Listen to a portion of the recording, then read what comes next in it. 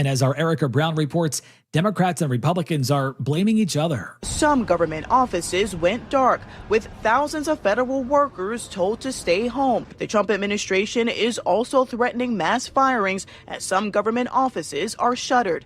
Republicans want to extend funding at current levels, but Democrats are holding out for concessions on health care, including extensions of Affordable Care Act subsidies and reversals of cuts to Medicaid. The last government shutdown lasted a record 35 days. Terrence Johns, a Department of Agriculture employee in New Orleans, says he remembers it well. You would think that debt holders would understand, hey, you're on furlough and all of that, but a lot of us had to go out and pick up extra jobs during that time. In the Bronx, New York, a huge brick chimney running 20 stories up the side of an apartment building collapsed after an explosion. And though tons of debris plummeted to the ground when it happened around 8 this morning, somehow no one was hurt. Officials are still trying to determine if there was a gas leak. There's a new list of the books most banned by schools. Our Michael Wallace with where it's happening the most. PEN America, a nonprofit that promotes free expression, says public school districts banned about 6,900 books last year. Just a couple of years ago, fewer than 3,000 were banned. PEN America calls it a disturbing normalization of censorship. Florida schools banned the most books, followed by Texas and Tennessee. National Guard troops on the streets of Portland, Memphis, and President Trump says Chicago soon. Our Nicole Valdez is in Memphis with what she's seeing. Now, we know that this federal task force was never meant to be just the National Guard and those boots on the ground, if you will. They are certainly said to be a part of this operation. They could be arriving here within the next 2 weeks, according to the Memphis police chief. But who we do see on the ground today are agencies, about 20 or so of them. And that includes the FBI, the ATF, the DEA. Forecasters say Hurricane Imelda is strengthening just as it's about to hit Bermuda. That storm, along with Hurricane Umberto, which is farther out in the Atlantic, are generating dangerous rip currents here in the U.S. Meteorologist Andrew Kozak. East Coast today and into the next couple of days, we still have some coastal flood watches and warnings. We also have advisories for some rough surf. Jane Goodall has died. Known for her work with animals and the environment, she was awarded the Presidential Medal of Freedom just in January by then President Joe Biden. Jane Goodall was 91. This is CBS News. Think O'Reilly Auto Parts for all your car care needs. Get the parts and service you need fast from the professional parts people at O'Reilly Auto Parts. Coming up, what a federal shutdown means for local troops. That's after Nate Connors at the real-time traffic desk. Thank you, Aaron. We're starting to see that backup forming across Mercer Island in the eastbound 90 work zone. Right now, it stretches across the length of the island. Seattle to Bellevue is a 20-minute commute. Southbound 405, you're packed from Southeast 8th and Bellevue to Cold Creek Parkway. Bellevue to Renton pushing 25 minutes. South 5 heading into Seattle, heavy from Ravenna Boulevard to I-90. Linwood to Seattle, also a 25-minute drive. Seattle to Everett and Bellevue to Everett are both at 45 minutes. North 5 is filling in through Everett. In fact, Everett to Marysville is taking you 20 minutes. Seattle to Federal Way, 35 minutes. And Renton to Puyallup on southbound 167 is a 50-minute drive already. We've got heavy volumes through Renton and Kent, and then really heavy at State Route 18 into Sumner. KIRO Newsradio real-time traffic. I'm Nate Connors. KIRO News Radio, 97.3 FM, Northwest News. Now, the latest from KIRO News Radio and mynorthwest.com. Good afternoon, I'm Aaron Granello. As the government remains officially shut down, essential workers like the military are being forced to work without pay. KIRO News Radio's Luke Ducey has more on the fallout for our state's military communities. At all 8 military bases in our state, small businesses from restaurants to dry cleaners rely on military pay. While 60,000 active duty military members go unpaid, the impact could ripple through local economies. Veterans like Alonzo Sermons worry what that means for communities around bases like JBLM. These are real things in the lives of people. You have this affecting their finances. It really increases anxiety. Luke Ducey, KIRO News Radio. The federal shutdown could also halt Washington's WIC program serving women, infants, and children. The Department of Health warning funding may run out in just 1 to 2 weeks, putting services at risk. That program provides food and nutrition support to more than 200,000 residents in our states. Meantime, about 50 health department employees face layoffs due to lost federal funding. A federal agency that often steps in after natural disasters is helping businesses affected by the closure of the White River Bridge. The bridge, a vital link between Enumclaw and Buckley, has been shut down since August 18th when a semi-truck crashed into it. With that damage and with that closure, it may be harder for some businesses to reach their clients and vice versa. Spokeswoman Lauren Hill says the Small Business Administration is making low-interest loans available. They can help restaurants, shops, beauty salons, and the like continue to pay their employees and bills until the bridge reopens. Heather Bosch, KIRO News Radio. 11 Pierce County Sheriff's deputies are leaving the sheriff's office, making the lateral move to the Tacoma Police Department. The deputies' union president, Sergeant Sean Darby, tells us this is all about money. The only law enforcement agency that the Pierce County Sheriff's Office makes more than with all the jurisdictions in Pierce County is the Ording Police Department. Everybody makes more money than we do. We reached out to the sheriff's office, but it had no comment on the story. Weather now brought to you by State Roofing and Exteriors. We are staying mostly cloudy today, scattered showers this afternoon, and a little breezy as well with highs in the upper 60s. Right now, 64 degrees in downtown Seattle. I'm Aaron Granillo, KIRO News Radio. Your best source for local news, serving Western Washington and the world with the KIRO News Radio app. Always streaming live on your smart speakers. You're listening to KIRO News Radio, Northwest News. Hi, you've reached the John Curley Show listener introduction line. Please tell us a little bit about yourself and why you enjoy the show. Thank you. I love a surprise, but I don't like mystery.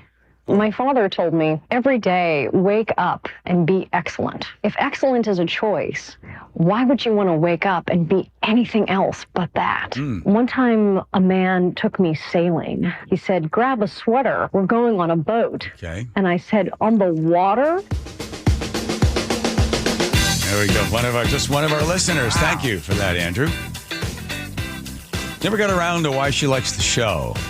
No, she got a bit distracted by the boat. Yeah. On the her water? Dad. Yeah. Grab a sweater. I spent the night on a boat last night. It's going to be a rough show. Ooh. I might dive in and not come back up again. Diving out of I couldn't do that to you. I'm here. We have what appears to be the news in two pieces of paper with a staple. Here we go. Joe asked me a question yesterday on the air, which inspired me to try to write a short story about how can we all get along. I wrote that story at 3:15 in the morning while I was sleeping on this sailboat. Oh, yay. All right, and then day in history, let's see. The Ford Motor Company launches the Model T. You could buy one now for about $150,000. And they made them in about 12 hours and 8 minutes per car. Really? Why does that seem long? Sounds fast. Well, there's the first assembly line. Plus, also, Johnny Carson went on the air today, debuted. He was making, in today's dollars, about $6 million a week. Really? Does that seem high or low? That seems very high. Oh, he's making $3 million a week back in 1974. Let's see. Plus, also, I had my time on the boat. Got that. Todd Myers comes by. Paper or plastic? The state of Washington decided, we should, we're going to rid the world of plastic bags, those flimsy ones. So then they came up with thicker ones, and they came up with a study, and they didn't like the study because it turns out that, plastic bags are racist or something about social justice. Myers has that story. What a mess. Plus also, don't forget your taxes are going up today. Yes. Expect to see more businesses going out of business or going out of state. Are we going to get to this thing about who should be immigrating to the United States? It's like the idea of auctioning off to other countries the chance to immigrate to the United States. Richest people pay the most. And then why should you buy a cup of coffee for a stranger at the airport? Life would be better for everybody. We'll talk about the shutdown and what it means to everyone. People would be more upset if the NFL shut down than if the federal government shut down. Shama Swan's husband, has anybody else covered this one? Yes. Gets into a bit of a brouhaha, a Donnybrook, if you would, with a 22-year-old congressional staffer. Are punches thrown? No, but there was bruising. Oh, golly. Plus, Brandy Cruz, one of my favorites over there at Undivided, gets her hands on some 911 calls from some very panicked people calling the 911 because it was happening at the Fred Meyer store. Ooh. Like the 911 lady. Is there violence? No, but I feel threatened. Why do you feel threatened? Because I do. Oh, and Joe's going to recount. So it was on this day that a gunman opened fire in Las Vegas at a Jason Aldean concert. And Joe has a personal story as to you were going on a radio station the next day? Yep, that was the night I moved to Seattle. And how weak, frail, fearful management destroys good radio. That's going to be the headline for that. Hopefully that guy's not listening. Is he still around, that boss that shot all that down? I think he's based out of Phoenix now, but he's still around. Okay, and then also I like this. We got this in Reason today. Can we please, for the love of God, stop romanticizing the pre-smartphone life for kids? Yeah. And adults. And adults? Yeah. Oh, okay. I should have read that. All right, so let me... I was thinking... So last night what happened is I lost the keys to the apartment, and I went to the apartment to get in the apartment, and somebody had locked it. So not only my keys are missing, someone's locked the door. I don't lock the door to the apartment. I don't have anything. Anybody wants to steal, go ahead. There's nothing in there. So I always leave it open because I don't like fumbling with keys. So I couldn't get in. And then I'm like, okay, I'll sleep in the car. So I'm down in the basement of the apartment building. And it's stinky down there, and there's just no air. And I thought, wait a minute. I've got a boat, and it's raining. And I love the idea of sleeping on a boat when it's raining out. So I walked the 1.5 miles in the rain up and got into the boat, got in there. And there's a kind of a nosy buddy lady that makes sure that nobody's sneaking in there. So I didn't want her to see me. So I quietly got in there, and I got down there and got all cozy for about 20 minutes. And I'm like, holy crap, is it cold in here? Anyway, not much sleep. But I was haunted by a conversation that Joe and I had yesterday regarding, all of this animosity between the right and the left, the good and the bad. I hate you, you hate me. Let's go down to ICE headquarters and assault somebody. All the crap that's going on. And so I thought, I don't know how it came to me, but I thought I'll write a story. I haven't finished it, so this is the first part of it, everybody. Maybe we'll do it in installments like they used to do radio in. And so this is the first part. Let's see. Again, on my phone, dictated at 3:15 in the morning.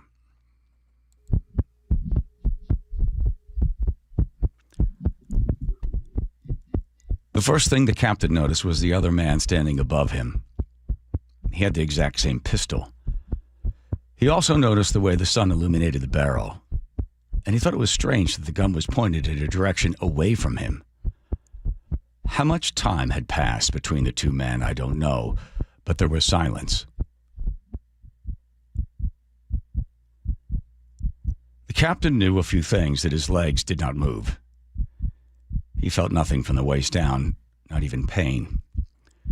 He pushed his right hand down into the warm sand to steady his body, keeping the barrel of his gun in the sight directed toward the chest of the man who stood about 10 feet away from him. Don't move! Don't move, or I'll shoot, said the man in labored English smeared with a German accent. A small wave broke underneath the beach. As it receded, it left behind the captain with the realization the man standing above him, facing slightly in the other direction, was blind. I won't move, he said. In his head, his voice echoed for only himself to hear. I can't move. Again, he repeated, I won't move. The tone this time was different. It was warmer, more inviting, extended to draw sympathy, retreat, maybe even surrender.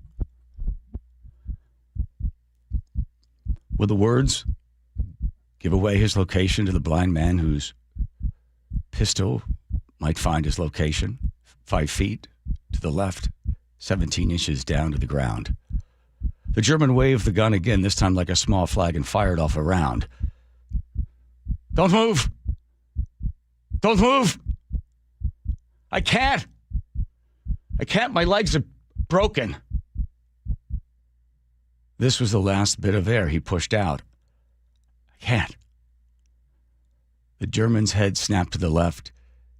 The arm and the hand of the gun moved in the same direction of the voice, and the captain closed his eyes and took a breath, just shallow enough to fill his mouth, but not his lungs. His last breath, would this be it? Would it be as unsatisfying and meaningless as the last 2 years of his life? A wave larger than the one before broke closer to both men, and it knocked the German to his knees. And the pistol fell from his hand, and the captain watched it drop and disappeared into the green foam of the swelling wave. That's all I got for now. Here's where I'm going to go with the story. I'm going to have the two of them, obviously diametrically opposed to each other, right? The Germans and the Americans killing one another during World War II. But here they are isolated. There's no one else around. The man that can't walk needs the blind man who can walk to gather food and firewood and things like that. Now, the man that is blind won't know where any of these things are unless the man that can't move can tell him. So together, they end up working to save both of their lives. And at some point in the story, maybe later on when I come to it, I'm going to have the German regain his sight. And then at that point, so now the German can see and the man still can't move. But when the German regains his sight and when the man notices that he's regained his sight is part of the story. But I'm trying to find some way that you take two people that are enemies need to be working together to value and save the one thing that they want the most, which is their own lives. That's the story for you. Questions, comments, concerns? There is a Star Trek storyline just like that. Oh, crap. Really? I mean, it might be worth watching it if you want some ideas. I don't want ideas, really? I'm not dogging your story. It's just I was thinking about that. There's a story like that. What happened in that? So, Plagiarism. there's, Geordi is the guy with the weird eye thing. Oh, yeah. And the visor. And he's stuck on a planet with a Romulan, like an enemy alien race. And his visor gets destroyed. And he has to, yeah. Well, now you just sucked the life right out of me. Now I'm going to bother telling the story. Do you think, and I've often wondered this, even in better times, that like some sort of global catastrophe? Yeah, remember 9/11, right? Right. Yeah. Where all of a sudden there's an outside force that's stronger and greater and it forces everybody. I remember going to that church on the day after 9/11 and holding hands with like total strangers and praying with people. Yeah, because then all of a sudden you realize, wow, you're not the threat. It's something else. Right. Yeah, so you're sitting there. I know what you're doing, Joe. You're thinking like a war or aliens. Or a natural disaster of epic proportions. Where even nations have to kind of come together to. What kind of thing would that be? I don't know. A natural disaster of epic proportions? A giant earthquake? Yeah, maybe, well, let's check with Andrew and find out if Star Trek has an episode like that. Probably. Yeah. I remember there's a weird Twilight Zone episode where I think the guy lost his sight and his wife somehow in this explosion's face was disfigured. And she didn't want him to regain his sight because then she'd see how horrible she looked. I can't remember the rest of it, but I think I'll probably steal that story too somehow. Now you don't just suck the life right out of me. Now I don't care about the guy. No, we need an ending. Yeah, we do. How did it end with the Star Trek thing? I don't remember that either. Oh, you see that then? Wide open. There you go go. Anywhere. Mm-hmm. That's right. Yeah. All right, there you go. That's there's all that. 3 a.m. on the boat. Yeah. Man, it was bad. I got about 2 hours. I'm really seriously running on about 3 hours of sleep. I thought at first it was romantic. And I'm like, this is awful. Well, you didn't have it. So, okay, you locked yourself out of your apartment. Right. Because you accidentally, it was locked and you walked out without your key, right? No, I left the key down in the gym, and then I got out. Then I got here. Then I went home. Couldn't get in, so I called Nick. She could buzz you in somehow through her phone. Right. That got me in the building. And then I go upstairs to the apartment, and it's locked. I'm like, what the hell is it locked? I never lock it. So somebody must have found the key with the number on it and gone up and figured, I'll help these people. I'll lock the door and keep the key. Most apartment buildings, there's somewhere near the door, there's like a 1-800 number you can call, and they'll get you in. It costs like $50. I see that. Yeah. I didn't see that. Oh, might be worth it next time. Okay. All right. There we go. The only fun news is that we did the DNA test for the dogs, and we got the results back. And it's crazy fun. So Twiggy, God bless her, 50% German Shepherd, 30% Poodle, 20% Bernese Mountain Dog. That would explain the size. Yeah. Yes. And then Little Lil, 5% Labrador Retriever, 30% Super Mutt.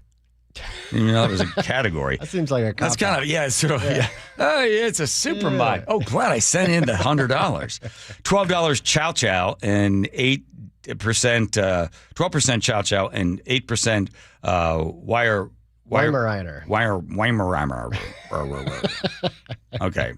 Super mutt. Okay, there we go. That's kind of fun to find those things out. Come on. Yeah, that's not fair. No, not at all. No. We want some of our super money back. Yeah. Okay. There's all of that. Let's see. So Todd, 11. I can't wait to hear from Todd Myers.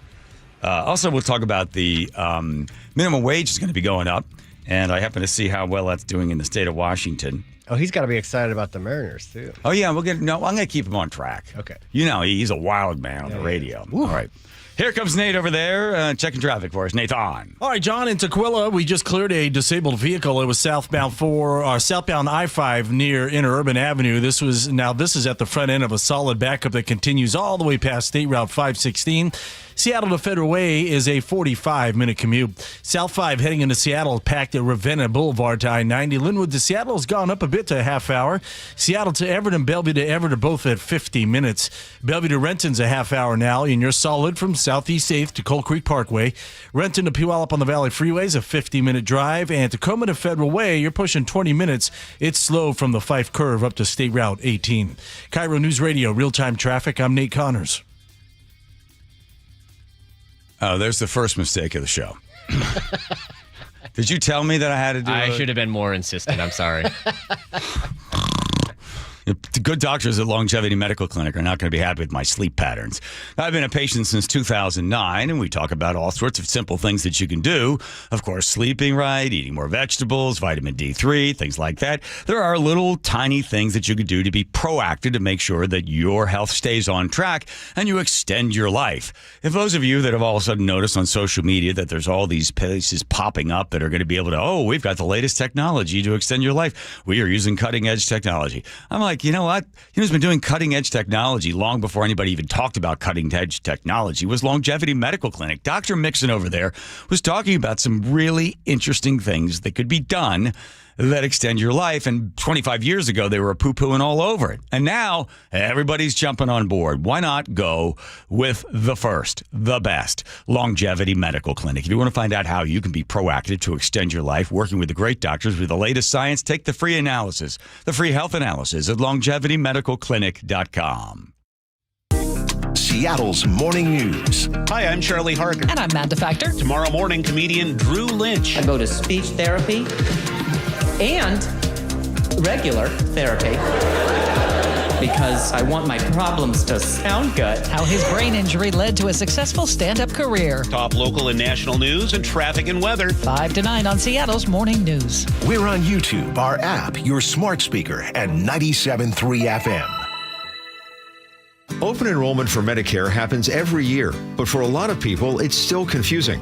Hi, this is Herb Weisbaum, the Consumer Man. Don't worry, help is on the way with a Medicare Jumpstart Toolkit brought to you by the Insurance Commissioner's Sheba program. Find out what's changing and learn about your options for Medicare with 7 easy steps to get ready for open enrollment.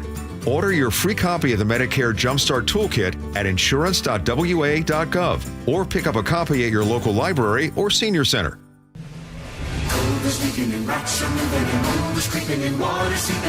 It's hard to be a homeowner, we know. Without American Crawl Space and Pest Services, it is hard to be a homeowner. Dave Ross here. American Crawl are the heroes to call for insulation and pest issues because in addition to their great reviews and decades of experience, they also give out the most PSE insulation rebates of any insulation company in the state. American Crawl, the heroes you call. Get your free inspection at AmericanCrawl.com. You're listening to Leaf Filter Radio, and the guru of gutter protection himself, Chris Coonahan, is here to take your most pressing leaf-related questions. Hey, everybody, Chris here. I understand we have Ron on the line. Ron, where are you calling from? Uh-oh. Ron, are you calling from a ladder? Well, I was. I wanted to ask Chris what I need to do to get my gutters ready to have leaf filter installed. Oh, Ron, you don't have to do anything. A Leaf Filter Trusted Pro will come out and clean out your gutters, realign and seal your gutters, and install Leaf Filter, America's #1 gutter protection system. So I didn't need to get on this ladder? Ron, Leaf Filter Trusted Pros are in your neighborhood and ready to help. Just visit leaffilter.com/radio to schedule your free gutter inspection and get up to 30% off. Thank goodness. What was that site? To get this special radio offer, go to leaffilter.com/radio for your free gutter inspection today and get up to 30% off. That's leaffilter.com/radio for up to 30% off. leaffilter.com/radio. See representative for warranty details. You're miracle workers. Don't know about that. My drain was clogged. Right. You came in a jiffy. And got right to work. Now it's clear. It's what we do. Like I said, you're miracle workers. Actually, we're plumbers. Apollo plumbers. You want to see some real miracle workers? Huh? Just take a look at Seattle Children's. Sure. They're all hope, care, and cure. All true. And together, we can help them. How so? Your service fee? Yeah. Apollo Plumbing is donating it. To benefit Seattle Children's Hospital. We're donating all our service fees. All month. To help Seattle Children's provide outstanding care and support research. And ensure no child in need is ever turned away. That's the goal. Gotta love that. Gotta love the work they do at Seattle Children's. So, I call, you come. Apollo donates your service fee. All our service fees. All month? All the way to $20,000. That's so Apollo Plumbing. Always ready, right now. You really are miracle workers. Aren't we all? Maybe so. ApolloPlumbing.com. When you walked through your kitchen this morning, what'd you see? Did it make you happy? Hi, I'm Chad Cicchini, owner of Heritage Homecraft. Well, I want to make you happy. We'll custom build you all new cabinet doors and drawer fronts, and using our exclusive 1/4-inch solid wood refacing process, transform your existing cabinets into a beautiful new kitchen. Add a custom quartz countertop, change things up a bit, add some more cabinets, install some cool new features like soft close drawers and sliding shelves, whatever you like. We'll help you to create the new kitchen you'll be proud of. All in about a week, and all with way less mess, hassle, time, and expense than to tear out. Stop waiting. For 18 years, we've been honored to serve thousands of happy customers, and we'd love to serve you. Call today and I'll get one of our pros to come out and show you how easy and comfortable it'll be to get going on your new kitchen. Heritage Homecraft, 425-485-1600, 425-485-1600, or heritagehomecraft.com. Let's talk about your hair. Well, maybe after we talk about my hair. I've got great hair, as you know, and it's because of Advanced Hair. Yep, Advanced Hair Restoration. Their simple one-day treatment offers life-changing results that I can attest to. Guys, it's not magic, but it's close to it. They put hair where you need it most, and bam, it grows. It's actual science. Advanced Hair has top-rated physicians, modern technology, and best of all, you get your very own natural hair that begins to regrow the very next day. It's even guaranteed to grow for life. So schedule your free consultation now at 425-449-8185. Mention Curly to qualify for $250 off and 250 free hair grafts. It's a limited time offer. Advanced Hair, the winner of the 425 Business of the Year, and the team that gave me my hair back. More importantly, they'll do the same for you, guaranteed. 425-449-8185 or advancedhair.com. KIRO News Radio 97.3 FM Northwest News. Now, the latest from KIRO News Radio and mynorthwest.com. Good afternoon. I'm Aaron Granello. On day one of a federal government shutdown, there is already talk of job cuts. CBS's Stacey Lynn has more. White House Press Secretary Caroline Leavitt says layoffs are imminent. They are, unfortunately, a consequence of this government shutdown. And sources tell CBS News that the OMD director says those layoffs will begin within 2 days. The Office of Management and Budget is working with agencies across the board to identify where cuts can be made. Vice President Vance says it's not what they want to do. But we're going to do what we have to keep the American people's essential services continuing to run. Stacey Lynn, CBS News, Washington. Not clear yet how long this shutdown might last. There are no signs of compromise among members of Congress. Scam alert in Thurston County, where the sheriff's office is warning that crooks are using stolen credit cards to place massive orders for hay, then trying to resell it online. KIRO 7 TV's Madeline Audley. It started in August when a new client started ordering truckloads of hay. We delivered about 460 bales. They made 4 deliveries and everything went smooth until, well, it wasn't. They were fraudulent charges. All in all, Stephanie Kimball's ranch was out about $10,000, and they weren't the only ones hit. Thurston County sheriffs confirm it is an open case, and they are investigating. 2 Amazon delivery drones crashed in the Phoenix area near the company's drone facility today. Amazon now says it's working with the FAA. Nobody was hurt, so only the drones were damaged. New warning about porch pirates. They are not always human, as we hear from KIRO News Radio's manufacturer. Caught on video swiping a package from a porch in Ocean Shores, a black bear. It wasn't food, just a sweater, but bears are common in green belts and suburbs across the state, and they are hungry this time of year. The Department of Fish and Wildlife posted video of this on social media. You can clearly see the bear grabbing the package in its mouth and slowly lumbering away into the dark. They say bears will return if they find easy meals, so grab your deliveries quickly.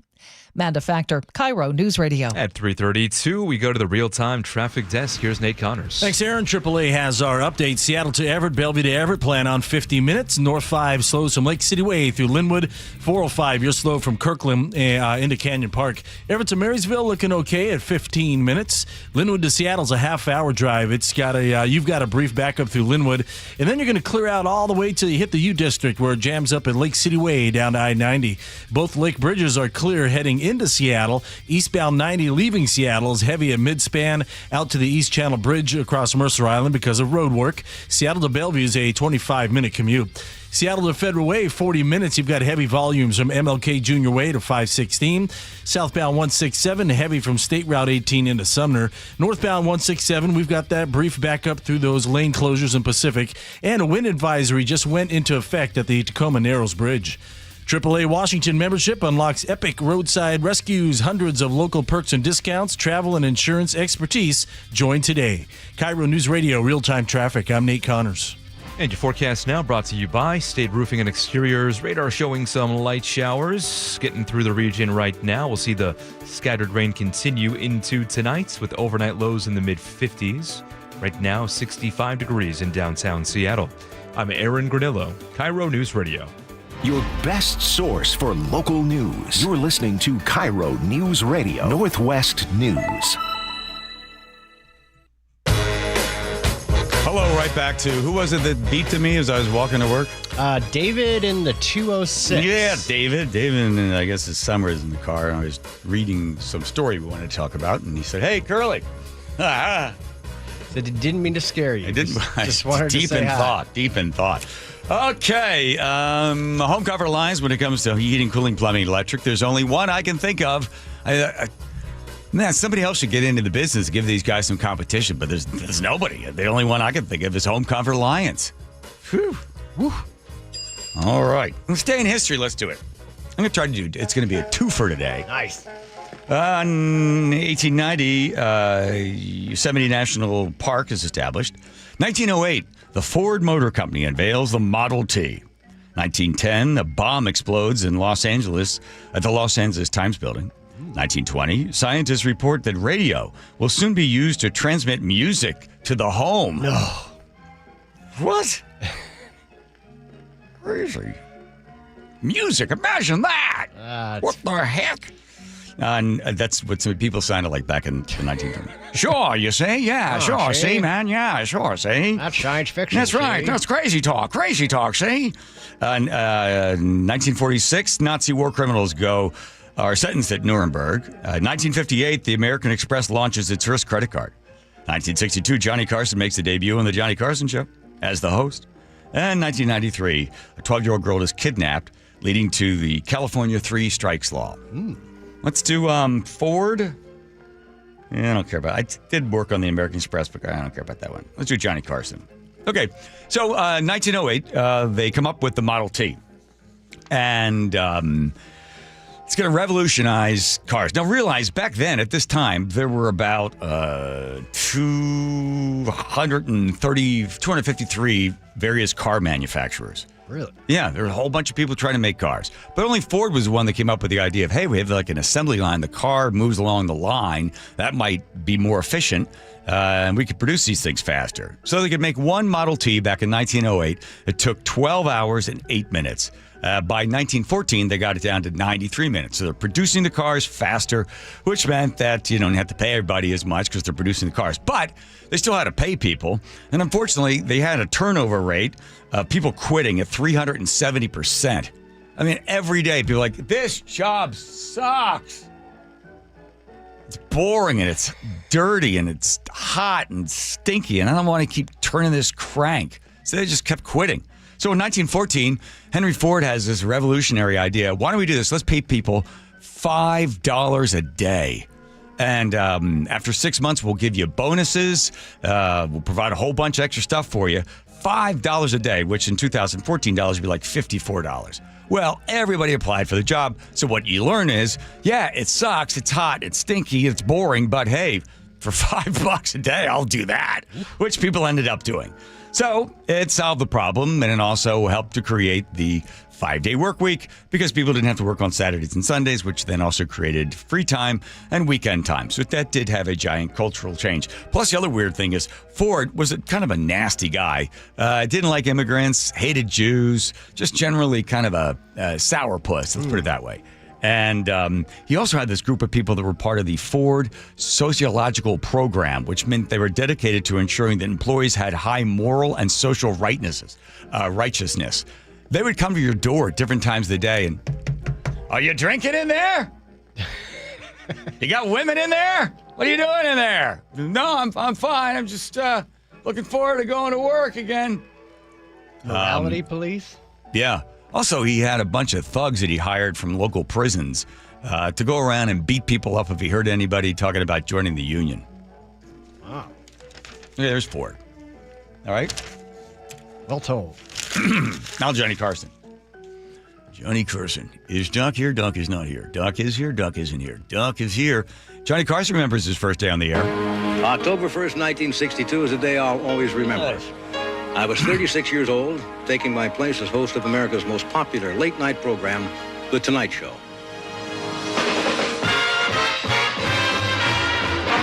From New York, The Tonight Show, starring Johnny Carson. Ladies and gentlemen, thank you. This is kind of an emotional thing for me because I've known about this show for a long time. And the newspapers and the magazines, and I've probably been interviewed 150 times in the last 9 months since I've known about this. As I say, you work up to it. We come over here this afternoon. We meet the guests that are on the show. And you get kind of charged up. I don't mean to be maudlin about it. But I know that tonight a lot of people, a lot of my friends are watching all over the country. And I only have one feeling as I stand here knowing that so many people are watching. I want my nan. There you go. See that? Coming up to the joke. So from 1962 to 1992, Johnny Carson was the king of late night. The New York Times reported in 1977 that he was being paid $6 million. In today's dollars, it would be about $6 million a year. Is that pretty good? Yes. So the show went from I think 2 hours or something down to 90 minutes. And then every time it came time for him to renegotiate his contract, I don't need more money. I just want more days off. So he'd get off on Fridays. He just kept shortening his work week. He just didn't want more. Same Tom for the Tom and Curley Show did the same thing. Like, hey, we can give you the money. He's like, I don't care about the money. I just want more time off. All right, so Johnny Carson ruling the airwaves. He had all sorts of great guests on. I mean, he had different people. Anne Rand, who had written Fountainhead, was on there. he had politicians and really good interviews, because it wasn't like today's nighttime stuff where they're just somebody's, pimping a movie or something like that. In fact, one time I had a chance to ask Ed McMahon, how was Johnny in the last couple of years? He hated it, according to Ed McMahon, because he just didn't like some young whippersnapper coming on there to sell a movie. He said, I've had nothing to say to these people. They have no stories. He loved stories. He loved when Jimmy Stewart would come on and tell stories. He loved the comedians that would come on and share stories. And it was just more of a sort of Johnny Carson with great interviews. I remember one time my friend Mike West told me that Johnny Carson's secret was that he said, the light shines on me. I turn the light in such a way that it shines on the guest. Always the guest was more important than he was. Now, off air, not a very nice guy, a bit of an introvert. The show would end. He'd get in his Corvette and leave. He spent little time doing a lot of research for the show. Most of his lunch was consumed in a martini glass. He wasn't really friends with Ed McMahon either for all those years, having Ed sit right beside him. And as I asked Ed, were you guys friends? No, not really. Wow. Not really. My brother and I used to watch all the time. We were sort of strange. You'd go into the audience and like stump the band or play some sort of game. And the person would win. And then they go, all right, Johnny, I've got my brother-in-law and my sister with me. He's like, can we do two? You've got one dinner to the coconut room. Can we do two? Can we do two? Like Johnny Carson can't get 2 extra dinners to the coconut room or whatever it was. Fred, can we do two? We can do two. We can't? We can't. Okay, we can take the 2 of you. It was like, yes, of course. And then finally, there's the last episode. People said it made him cry. I watched it. I couldn't quite see it. Bette Midler saying goodbye to Johnny Carson. For all of the years, for the laughs, for the tears, for the class that you showed. Make it one for my baby and one more for the road. Camera pushes slowly into Johnny Carson's face. That long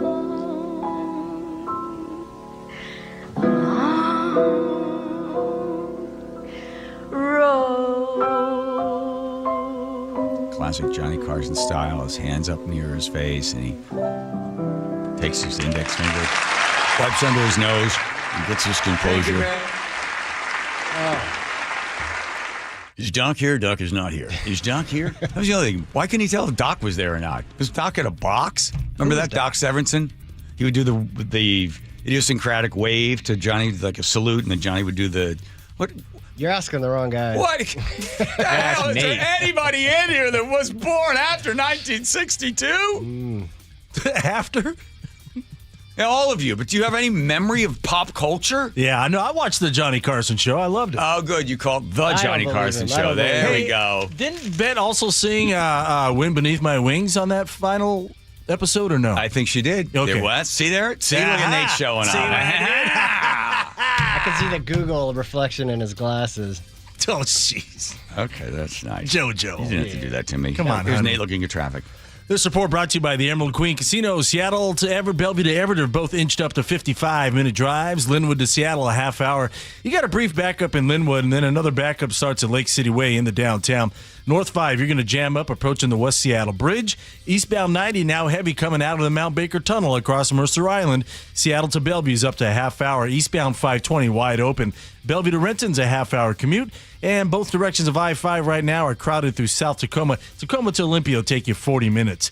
The Emerald Queen Casino is the entertainment capital of the Northwest, the best place to watch all your favorite sports, featuring wall-to-wall viewing screens, kiosks, and more. Be there at emeraldqueen.com. KIRO News Radio, real-time traffic. I'm Nate Connors. If I were to sell the barn in Cleellum, you know who I'd have as my realtor? This is going to cause a bit of a problem at home because my wife's a real estate agent. I'd say, Nick, you don't need this one. I'm going to give it to Mike Novak. And here's why I would call Mike Novak. Mike Novak, he sells a house almost every single day. In fact, he is so sure that he's going to be able to sell your house. Here's what Novak says. He says, listen, if I can't sell your house in 21 days, you don't have to pay me a commission. And he's going to work hard for you. In fact, Mike Novak spends 70 times more than the average agent when it comes to marketing and make sure your house is seen, shown, and then sold. This guy knows exactly what he's doing, and he does it over and over and over again. So for those of you that were waiting to put your house on the market, waiting for mortgage rates to drop, you're thinking all the buyers are going to start to come out. Yes, they're coming out. And yes, the house down the street's going to have a sign that says the house is for sale. But if Mike Novak's not selling it, it's probably going to sit. So what you want to do, because you want to sell your house before everybody else sells the house, you want to get Novak in there to have his sign and get your house sold. So, best thing to do for right now is get in touch with Mike Novak. MeetTheNovaks.com. MeetTheNovaks.com. I'll spell Novak for you. Novak. MeetTheNovaks.com.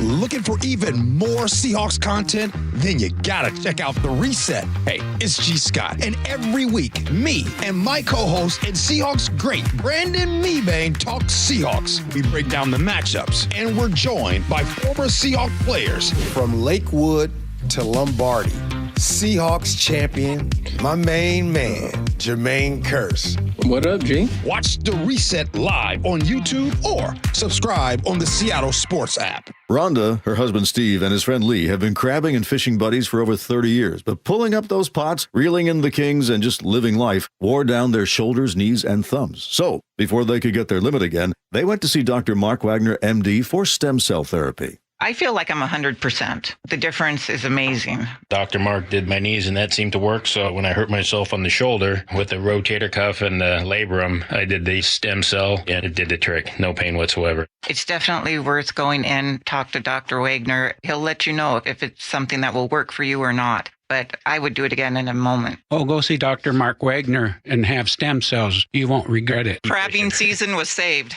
That's not going to make the crabs happy. Whether it's a shoulder, hip, knee, or thumb, before you choose surgery, consider stem cell therapy with Dr. Mark Wagner, MD, at Seattle Sports and Regenerative Medicine. Get the facts, hear from all the patients I've talked to, and schedule your consultation at drmarkwagnermd.com. Has it been hot in your house this summer? Maybe worried about the cold coming in this fall and into the winter?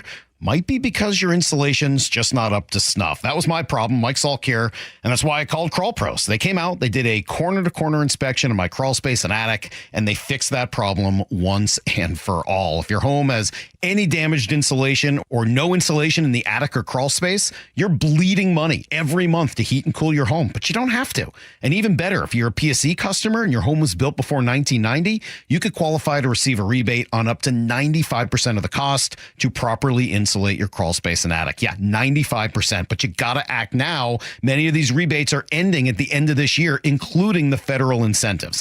Let Crawl Pros come out and properly insulate your home before the cooler fall weather comes in.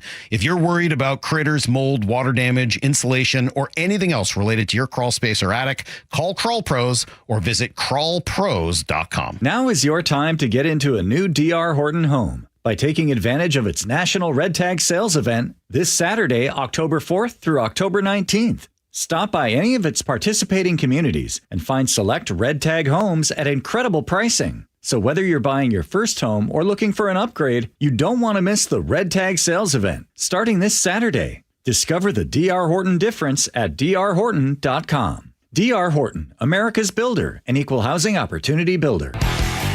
Hey, how's your money situation? Are you ready for retirement? Well, if you want to know what the pros are doing to make wealth multiply and retire like royalty, then you need to listen to this show, Sound Path Through Retirement, with Ben Koval and Matt Leibarger. Get your money right and tune in every weekend, Saturdays at 10 a.m.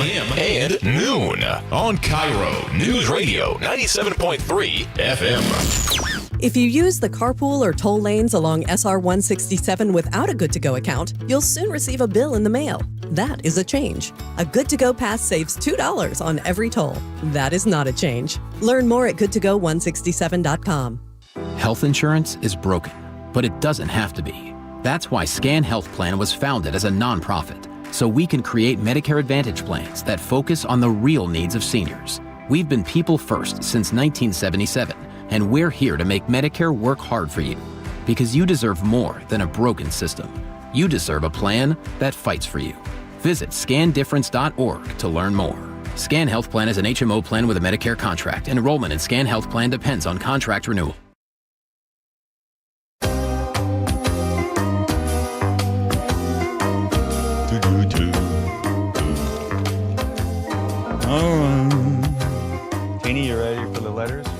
Good. 1-888-973-5476. All are welcome. Potato. Perfectly timed. Thank you. A little later on the show, we'll talk about the fact that it is stop romanticizing what life was like before smartphones. I got to tell you something. This guy better make a good argument because I'm so anti-smartphones for kids. In fact, I feel like moving to Japan right now. Okay. Because they're trying to get citizens off of the screen. And what they've decided to do, they want to. So the task for the city, 68,000 residents, this is in one part of Japan, is to keep recreational screen time down to just 2 hours per day. So the Japan Times adds that the new ordinance calls from elementary schools to power down the devices from 9 p.m. on. Junior high school students under 18, they have to put them away at 10 o'clock. So they're trying to get people to stop looking at their phones. You only get 2 hours a day in this town there in Japan. Now they're not enforcing it in any way. They don't have any sort of fines, and they're not. There's nothing that's going to go on. They're going to stop you or turn your phone off. What they're hoping for is Japan is really good about people following rules. People do not crosswalk, don't jaywalk. They obey the rules and regulations. Just a very organized, respectful society that if you put the rule in place and if somebody sees you looking at the phone, there is this sense of like, yeah, I don't want the guy's judging me. So they just thought, put the rule in there. You don't need to enforce it, and then people will obey it. But there's enough people that are already coming out going, oh, that's nonsense. New York Times spoke to a woman who said she finds this hard to believe. She's having a difficult time getting her 5-year-old off the screen. I got an idea.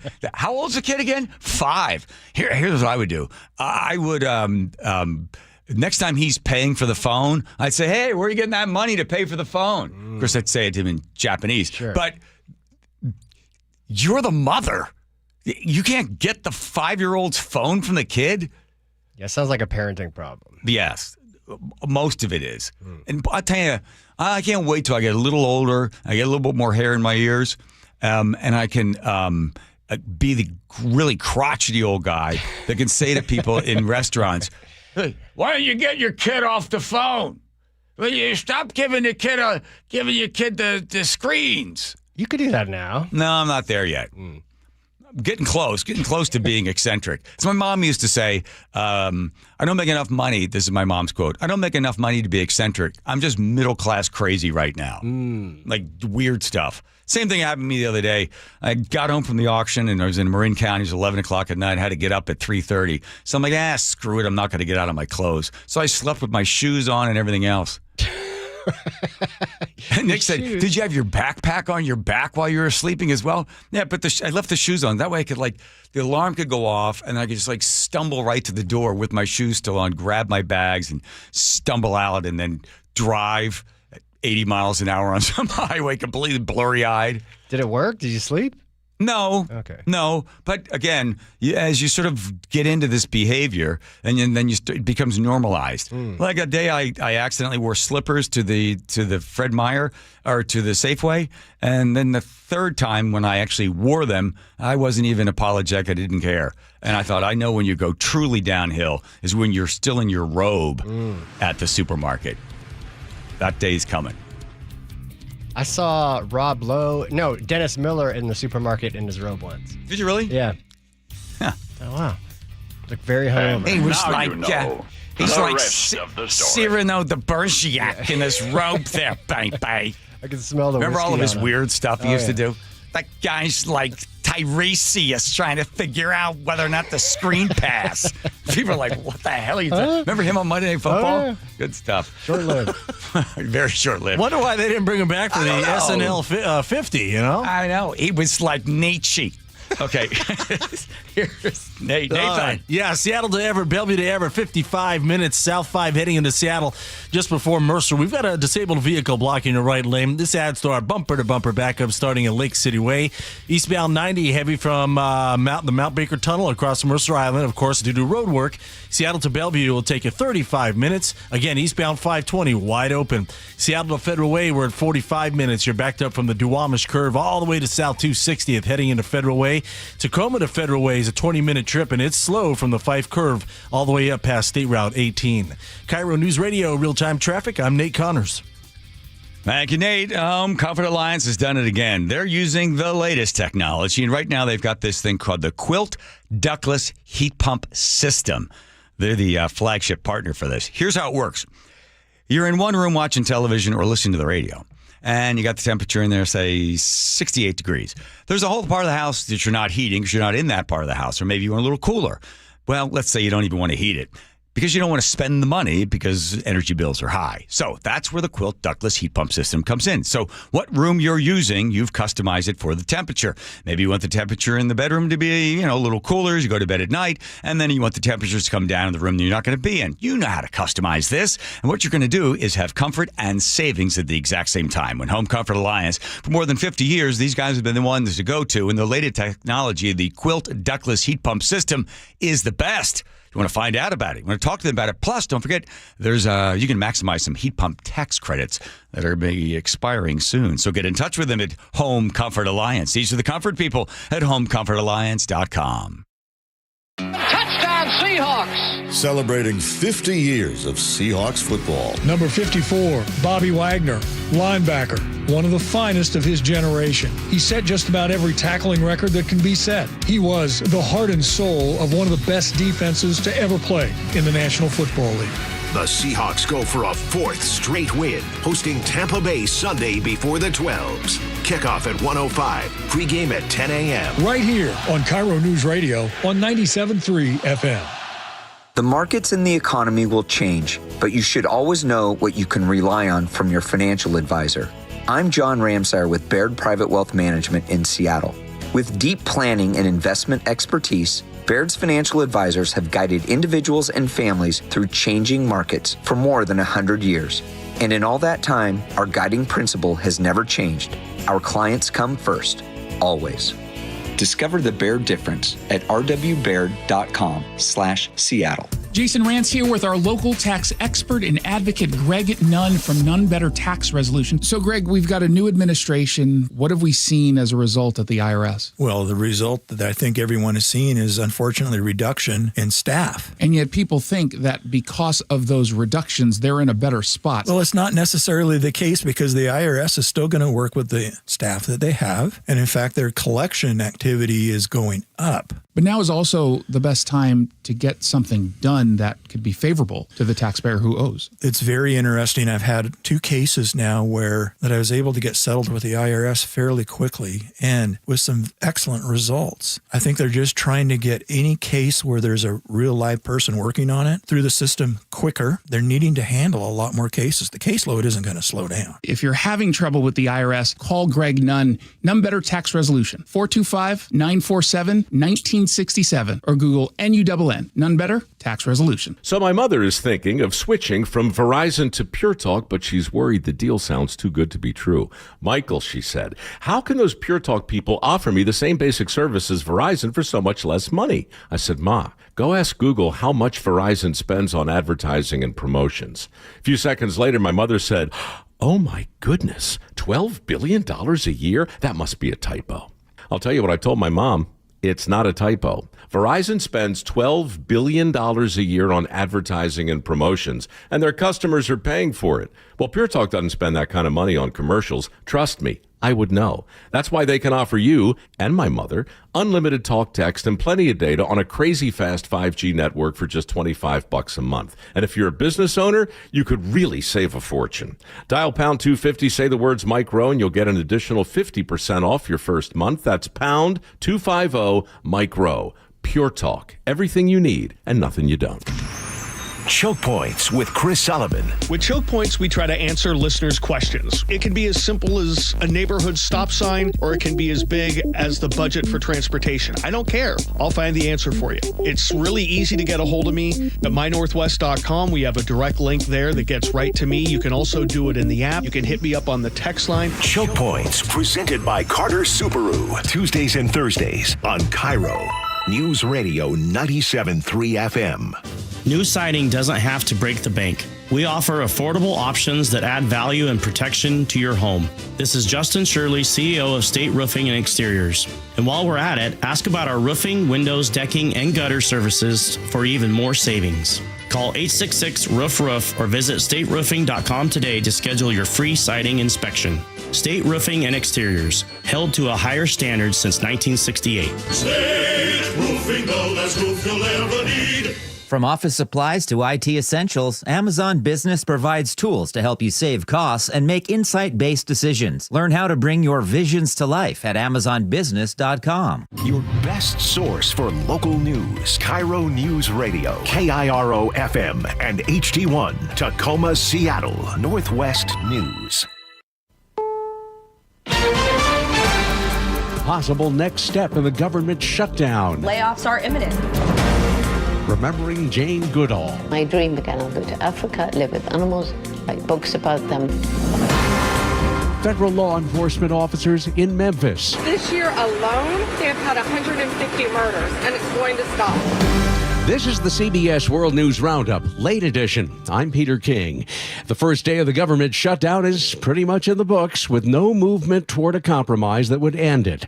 Republicans blame Democrats and vice versa, and President Trump has promised massive layoffs of government workers. House Democratic leader Hakeem Jeffries. Everything that the Trump administration has said about the government shutting down confirms the fact that Republicans are delighted to have shut down the government. More from CBS's Stacey Lynn. White House Press Secretary Caroline Leavitt says layoffs are imminent. They are, unfortunately, a consequence of this government shutdown. And sources tell CBS News that the OMD director says those layoffs will begin within 2 days. The Office of Management and Budget is working with agencies across the board to identify where cuts can be made. Vice President Vance says it's not what they want to do. But we're going to do what we have to keep the American people's essential services continuing to run. Stacey Lynn, CBS News, Washington. Senate Majority Leader John Thune says the Senate will vote again on the House-passed continuing resolution on Friday.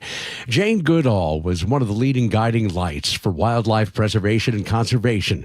Her foundation says Goodall has died of natural causes at age 91. When Jane Goodall was a child, she read Tarzan in the garden of her English home. That's when my dream began. I'll go to Africa, live with animals. The adult Goodall landed a job as an assistant to famed paleoanthropologist Louis Leakey, who sent her to study chimpanzees in Tanzania. Her observations that they used tools were groundbreaking. In fact, a lot of people refused to believe it. She would become one of the world's foremost authorities on the animals, as well as a powerful spokeswoman for conservation. Deborah Rodriguez, CBS News. Defense Secretary Pete Hegseth and Attorney General Pam Bondi were in Memphis as federal law enforcement was deployed in a city the Trump administration says has seen crime go out of control. When the government shuts down, crime doesn't shut down. And so we're not going to let that impact what we're doing in fighting to keep America safe. Bondi claims a federal task force has made more than 50 arrests in Memphis in the past 2 days. Busy day on Wall Street. The Dow closed up 43 points. The Nasdaq gained 95. And the S&P closed above 6,700 for the first time. Now this. Progressive Insurance, with insurance for cars, home, boat, motorcycles, RVs, and commercial vehicles at 1-800-PROGRESSIVE and Progressive.com. What a government shutdown could mean for thousands across our states. That's after Nate Connors at the real-time traffic desk. And this one brought to us by the Emerald Queen Casino in Fife, northbound I-5 Porter Way. It's a crash blocking 2 left general purpose lanes. Right now, you're backed up to 54th. Tacoma to Federal Way is pushing 25 minutes. South 5 in that area slows from State Route 18 to the Puyallup River Bridge, which is typical. Federal Way to Tacoma, 15 minutes. Renton to Puyallup on the Valley Freeway is at 45 minutes. You've got heavy volumes between Algona and Puyallup. We have a wind advisory in effect this afternoon crossing the Tacoma Narrows Bridge. Here in Seattle, we just cleared that stall, South 5 near Mercer. You're backed up to Lake City Way, Linwood to Seattle, 35 minutes. Seattle to Everett, Bellevue to Everett, pushing an hour now, and eastbound 90 is now packed from the Mount Baker Tunnel across Mercer Island due to road work. Seattle to Bellevue is going to take about 35 minutes. The Emerald Queen Casino is the entertainment capital of the Northwest, the best place to watch all your favorite sports, featuring wall-to-wall viewing screens, kiosks, and more. Be there at emeraldqueen.com. KIRO News Radio, real-time traffic. I'm Nate Connors. KIRO News Radio 97.3 FM, Northwest News. Now, the latest from KIRO News Radio and mynorthwest.com. Good afternoon. I'm Aaron Granillo. With the U.S. government now shut down, the economic impact could soon trickle down to our state. KIRO News Radio's Luke Ducey has more. 750,000 federal workers furloughed each day of the shutdown. The impact could ripple through local economies, hurting people who rely on government assistance like food programs. Food bank expert Brian Green. If it starts to get to the point later in November when the benefits are also not coming in, where people are not receiving SNAP, etc., it will be overwhelming. Luke Ducey, KIRO News Radio. The organizers of a conservative Christian rally are suing the city of Seattle and Mayor Bruce Harrell. Here's KIRO News Radio's Frank Lindsay. The organizers of the May Day USA rally this past spring in Cal Anderson Park claim their First Amendment rights were violated. According to the Seattle Times, they say the city's permitting process forced them out of downtown Seattle, where they wanted to hold the event, and into Cal Anderson, which is in the heart of Seattle's LGBTQ+ community. Counter-protesters showed up and clashed with police and people attending the event. Officers made more than 20 arrests. Frank Lindsay, KIRO News Radio. Spokesperson for Mayor Harrell declined to comment on the pending litigation. The next Seattle mayoral debates between Harrell and his challenger Katie Wilson happens tomorrow night. It'll be moderated by Emily Parkhurst, CEO of Formidable. There's definitely some getting to be some animosity between the two candidates. We're starting to see the campaigns come out swinging in a bigger way, and so I anticipate a pretty pointed discussion. You can hear that debate tomorrow, 7 p.m. on KIRO News Radio. The Pierce County Deputy Sheriff's Union now confirms 11 deputies are making the lateral move to the Tacoma Police Department. More from KIRO News Radio's James Lynch. Recruitment and detention have been problems for the Sheriff's Office, due in part to Pierce County deputies being the second lowest paid law enforcement officers in the county. That, according to Union President Sean Darby, who says it all comes down to money. What they can make literally on the north side of 96th Street with the city of Tacoma versus the south side of 96th Street with the Sheriff's Office. Darby says the departures create a challenge covering the Key Peninsula, Gig Harbor, and the Spanaway Parkland areas during overnight hours. James Lynch, KIRO News Radio. And your forecast now brought to you by State Roofing and Exteriors. Scattered showers continue for tonight, and then tomorrow a few more clouds and scattered showers as well, with highs once again in the mid to upper 60s. Right now 68 in downtown Seattle. I'm Aaron Granillo, KIRO News Radio. Your best source for local news, serving Western Washington and the world with the KIRO News Radio app. Always streaming live on your smart speakers. You're listening to KIRO News Radio, Northwest News. Gentlemen, this is Democracy Manifest. Have a look at the headlock here. See that chap over there? Get your hand off my penis! Oh, come on now. That is democracy. Succulent Chinese dinner. Mm-hmm. What are the charges? Okay, will you stop? Let's get started. Let's stop, because we got Todd Myers. Todd and I are going to be dining on the putrefying bones of bad government. Oh. What was that, Aaron? I like that line. I don't write this stuff. I like that line. I just read it. Yeah, it was a good line. Diving into it. Yeah! Let's get him on here. Mr. Fireworks himself. Here he is. Oh, yeah, but don't let that calm demeanor throw you off. Here he is. Yesterday, I was just going to be in my bonnet. I'm like texting Todd. I'm trying to find some way to explain how we get totally ripped off of the gas stuff. All right, from Washington Policy Center, the man himself. Let's talk about what you found when plastic bags. You have been a plastic bag, paper bag, or recycle bag guy. You used to do all the studies on this stuff when I was on the Sammamish City Council. I called you about it, and you explained how all the choices, which one is, they're all bad, but which one is the best of the worst. And you sort of know the science of the whole thing. Why don't you explain what happened? This is in your latest blog and the work done at the Washington Policy Center, how the state of Washington has responded to the study that they have set out. Yeah, well, as you know, we have essentially a ban on the thin plastic bags that everybody used to get. So we've passed a state law that has a couple of things. One, it requires that the bags be thicker, so everybody notices that they're thicker now at the grocery store. And second, that they charge now 10 cents Used to be 8 cents. Now it's 10 cents when you buy one. My favorite thing about that is that they then charge you sales tax on the 10 cents. So they force you to pay 10 cents and then they charge you a sales tax. So it's actually 11 cents. Okay. So what all the studies have shown is that plastic bag bans or bans like these end up doing more harm than good because the bags are thicker, or the alternatives like cotton bags or fabric bags use so much more resources, or they use cotton, which puts a lot of water and fertilizer into streams and things like that. They hurt fish. Like what all of the studies show is that it's worse for the environment. So Washington State said, okay, we're going to check to see if our ban is actually working. Mm-hmm. So they commissioned 2 Washington State University researchers to look at it. And what they found, not surprisingly, is that although we are using fewer plastic grocery bags, the bags are so much thicker that it increases the total amount of plastic and the impact on the environment and increases the amount of plastic in the waste stream. And they passed the law in order to reduce the use of plastic bags or to reduce the amount going into landfills. Is that basically what? They had a variety of excuses. Yeah. Reducing the amount of going into landfills was certainly one of them. Okay. They also said that they wanted to reduce the amount of total plastic used. It's not doing that. Mm-hmm. There is an issue about recycled plastic versus virgin plastic, because there has to be a certain percentage of the bags that are recycled. So it's unclear whether it's reducing the amount of brand new plastic as opposed to recycled plastic. And it was supposed to reduce environmental impact. Okay. And at the very best, it is inconclusive, but what the study says is probably is happening is we're doing more harm than good. Okay, so the study comes back, they pay for the study, then they get the study and they're like, wow, it's an eye-opener. We better change things quickly, right?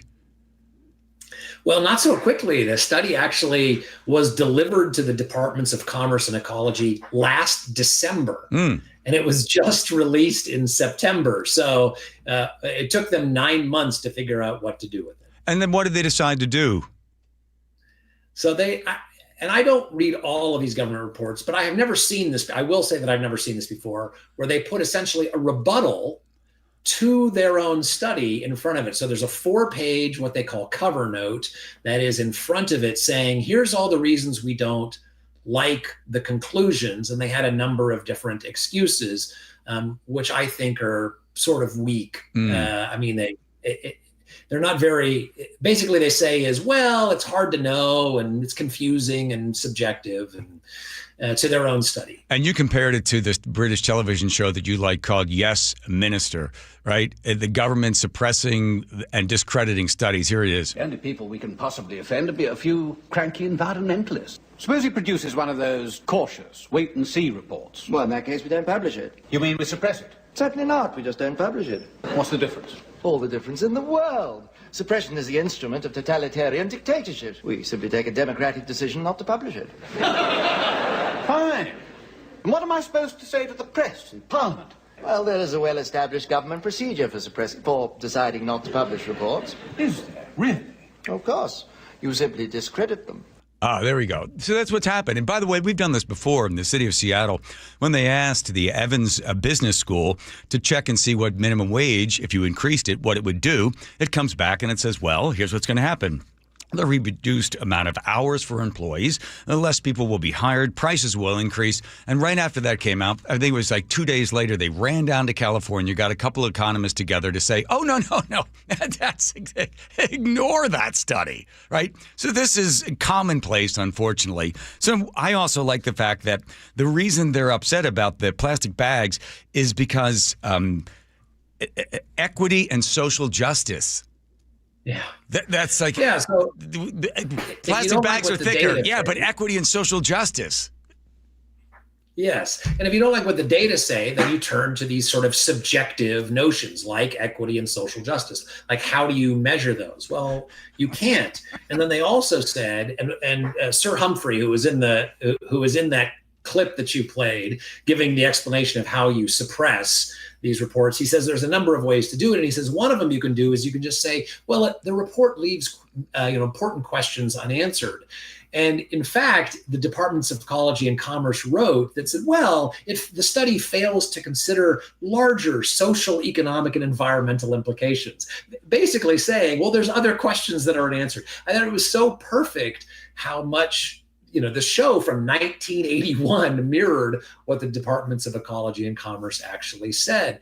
And the best way to undermine science, we talk about following the science all the time, but if you don't like the science, then what you say is, well, it doesn't consider equity, it doesn't consider economic, it doesn't consider social, right? All these things that are completely subjective and basically leave it up to agency bureaucrats to decide whatever they want. Yeah, it's like playing a card game, and you have some, it's a kid card game, and I've got the squirrel, and you throw the squirrel card down. Oh, we lost because somebody had something. You just say social justice and equity, and everybody just quietly walks away because who wants to challenge something like that? Washington Policy Center has been playing these clips from Brad Smith. In fact, the president of Microsoft spoke at your recent annual event, and he had some very stark words for the government in Washington. The bad news is what you know it to be. This was a year where the legislature was not content to enact the largest tax increase in the state's history, but to enact the second largest one at the same time. To tax the operations of being in business in this state, to tax the sales of providing services to other businesses, to tax gasoline, to tax capital gains, basically, fundamentally, to tax every aspect of living in Washington state, but that was not enough. They taxed dying here as well. The real shame of it all, in my opinion, is that the worst tax they enacted is not one that fundamentally affects Microsoft. It's what is called the estate tax, but what, among other things, is really the family business tax. You can't have a sustainable business over more than some years and a single generation with the kind of tax that was enacted this year. So, Todd Myers, the new taxes are going into effect. These are the ones that, for instance, if you have a small business and you provide services, there's going to be a tax on top of that. If you're a web developer, if you're involved in nonprofits that have to have an event, you pay 10% on there. So all these taxes are pouring in. All these taxes are coming in. And we are still, at the state of Washington, we are now 45th overall when it comes to taxes. We are 47th in the United comparing the United States when it comes to road conditions, and we rank 8th overall as one of the most expensive states in the United States. This is the beginning, right? This is the Titanic leaving and heading to Nova Scotia. This is really a giant iceberg just waiting to sink Washington state economy. I know that Paul Guppy was talking about, are we going to be heading into a recession? Each of these taxes is inflationary and that much harder for people to be able to live here. Yeah, that's right. And you mentioned that we rank 45th in business tax climate, but just a decade ago, we ranked 6th. So, I mean, we have fallen huge. I mean, like Washington State's position as a business leader, as a place where you can do innovation, has declined dramatically in just a decade. And I think that's really a problem. And the companies that we are so proud of, like Amazon, like Microsoft, were built in a time when we were inviting businesses to come here and bring innovation and create an economy. And now we're doing the opposite. Mark Zandi, I think is his name, who's at Moody's, is the one who says that he thinks about a third of states are in recession and Washington is one of them. There's no reason. We have 2 of the 4 largest companies in the world are headquartered in Washington state. There's no reason that we should be in recession. There's no reason that that our unemployment rate should rank 40th, 10th from the bottom.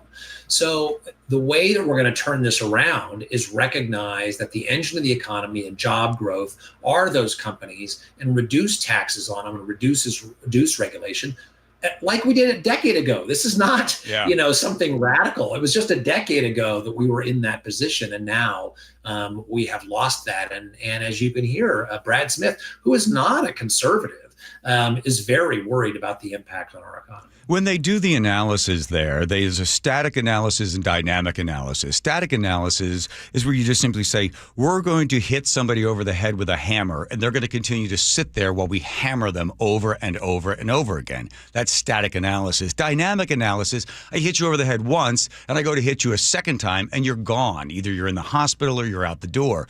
They do this analysis in the static.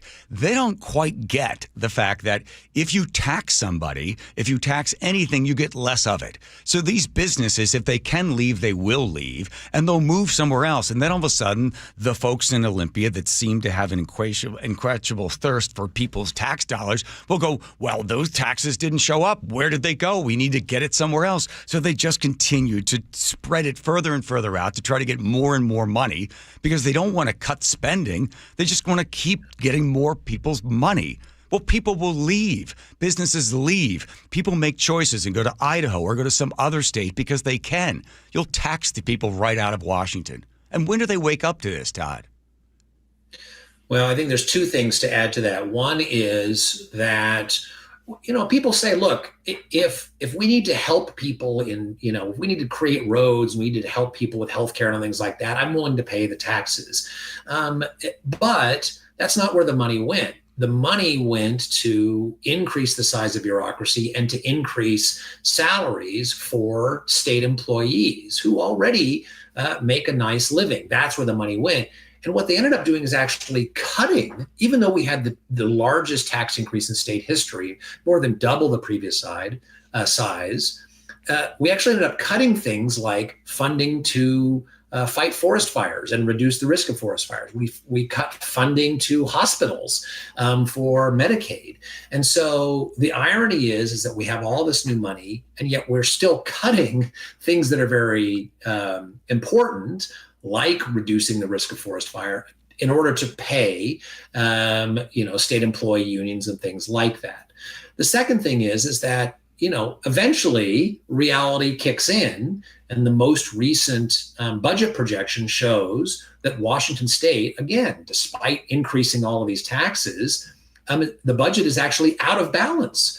We have a $400 million shortfall for this biennium. So when the legislature starts in January, guess what? They're talking about raising taxes even more to cover that shortfall. So it is a cycle that we have gotten ourselves into where we depress business who generate the taxes and jobs, and to make up that gap, we tax more, which depresses business. And so we need to find a way out of this really death spiral circle. One last question, the remaining time, with Todd Myers from Washington Policy Center. The Climate Commitment Act, I feel like the guy that's chained down in the basement, and that somehow they have been able to soundproof me down there. And I think other people feel this way. The amount of money being taken out of people's pockets, Charlie Harker did a monologue on this the other day. It's $700 per person in the state of Washington going into the Climate Commitment Act. The amount, it is infinitesimal, the difference that we will make when something like China and India filled with CO2 emissions from coal burning. The entire the entire United States would need to go to net zero, meaning have no emissions at all, in order to even affect the amount of CO2 coming from China and India. And that would only cap it, about 48%. If we all curled up in a ball, never turned any lights on, and did absolutely nothing, we would only knock about 48% of the CO2 out that's already coming in from China. So big, long question. Quick answer, is there any way we can stop this fraud and abuse and waste and graft that is the Climate Commitment Act in the state of Washington? Is it law cemented in and then we're stuck with it? Well, unfortunately, I think that we are stuck with it now because the voters voted. Now, I will say that there is an argument for doing your part to help the environment, even if others aren't. But if you're going to do something, you need to make sure it has an impact. And if the small thing you do is causing you lots of pain and is hurting people who can't afford it, then I think, you need to look at whether that makes any sense. In Washington State, the way we are spending. That's most of the time we make it all the way through. I was going to give him a chance to plug his book. Whoa, there you go. He popped back in. All right, Todd, we lost you 1 second.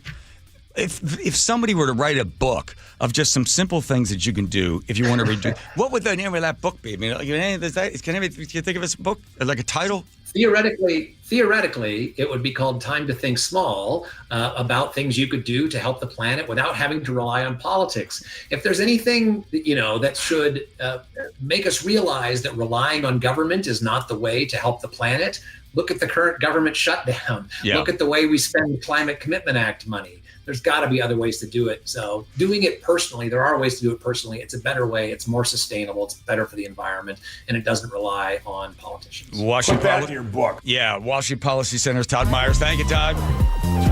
Thank you very much. There you go. And he's Todd. He doesn't get all worked up the way I do. No. You could learn a thing or two from Todd. I'm sorry. I don't know how he's able to come... I asked him one time, I said, don't you just want to leave the state? And he goes, no, I don't. As upsetting as all this is, I don't want them to win. I love it here. I'm with Todd. Let's go to Dade over there checking traffic. Nathan. Thanks, John. The Emerald Queen Casino's got the update. It's busy out there, man. Seattle to Everett, Bellevue to Everett are both 1-hour commutes now. 405, you're packed from 520 to 527. And North 5 is heavy from Lake City Way into Linwood. Everett to Marysville, though, looking good. You're down to a 10-minute drive. After Highway 2, this opens up with just minimal slowing as you head into Marysville. Linwood to Seattle, a half hour. You've got to back up in Linwood. And then, again, it's heavy from about Ravenna down to I-90.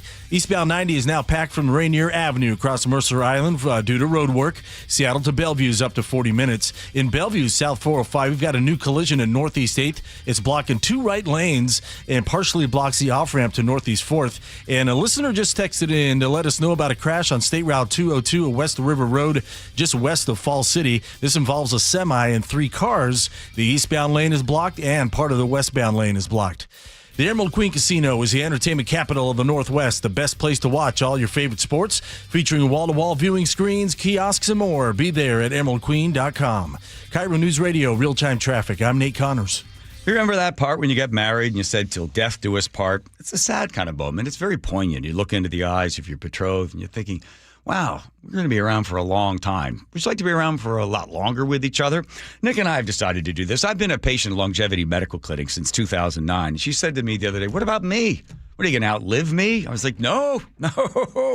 You and I, we're both become patients. So you need to sign up at Longevity Medical Clinic. So if you're already a patient and using cutting-edge technology and science that the great doctors there use in order to extend your life by being proactive and stopping things like heart disease, diabetes, and cancer, it's really simple. Bring your wife along, bring your husband along, bring your partner along, because then you both enjoy the science and both enjoy having longer lives. Working with Longevity Medical Clinic, because for more than 25 years, Longevity Medical Clinic has been at the cutting edge. These guys were the pioneers when everybody else says, oh, none of that'll work.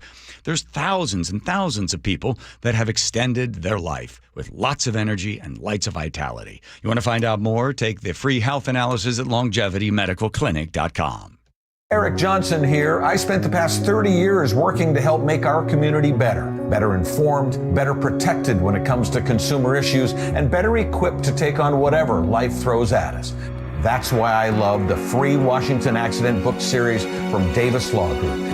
These books keep us better informed about the law, better able to protect ourselves on and off the road, and better off when all is said and done after an accident. Chris Davis didn't have to write these books. He did it because he saw a need. People who were in accidents or other legal situations didn't know what to do, what pictures to take, documents to request. Only a tiny fraction of the people who get these free books will ever become clients of Davis Law Group, but that's not the point. Chris wrote them because it was the right thing to do.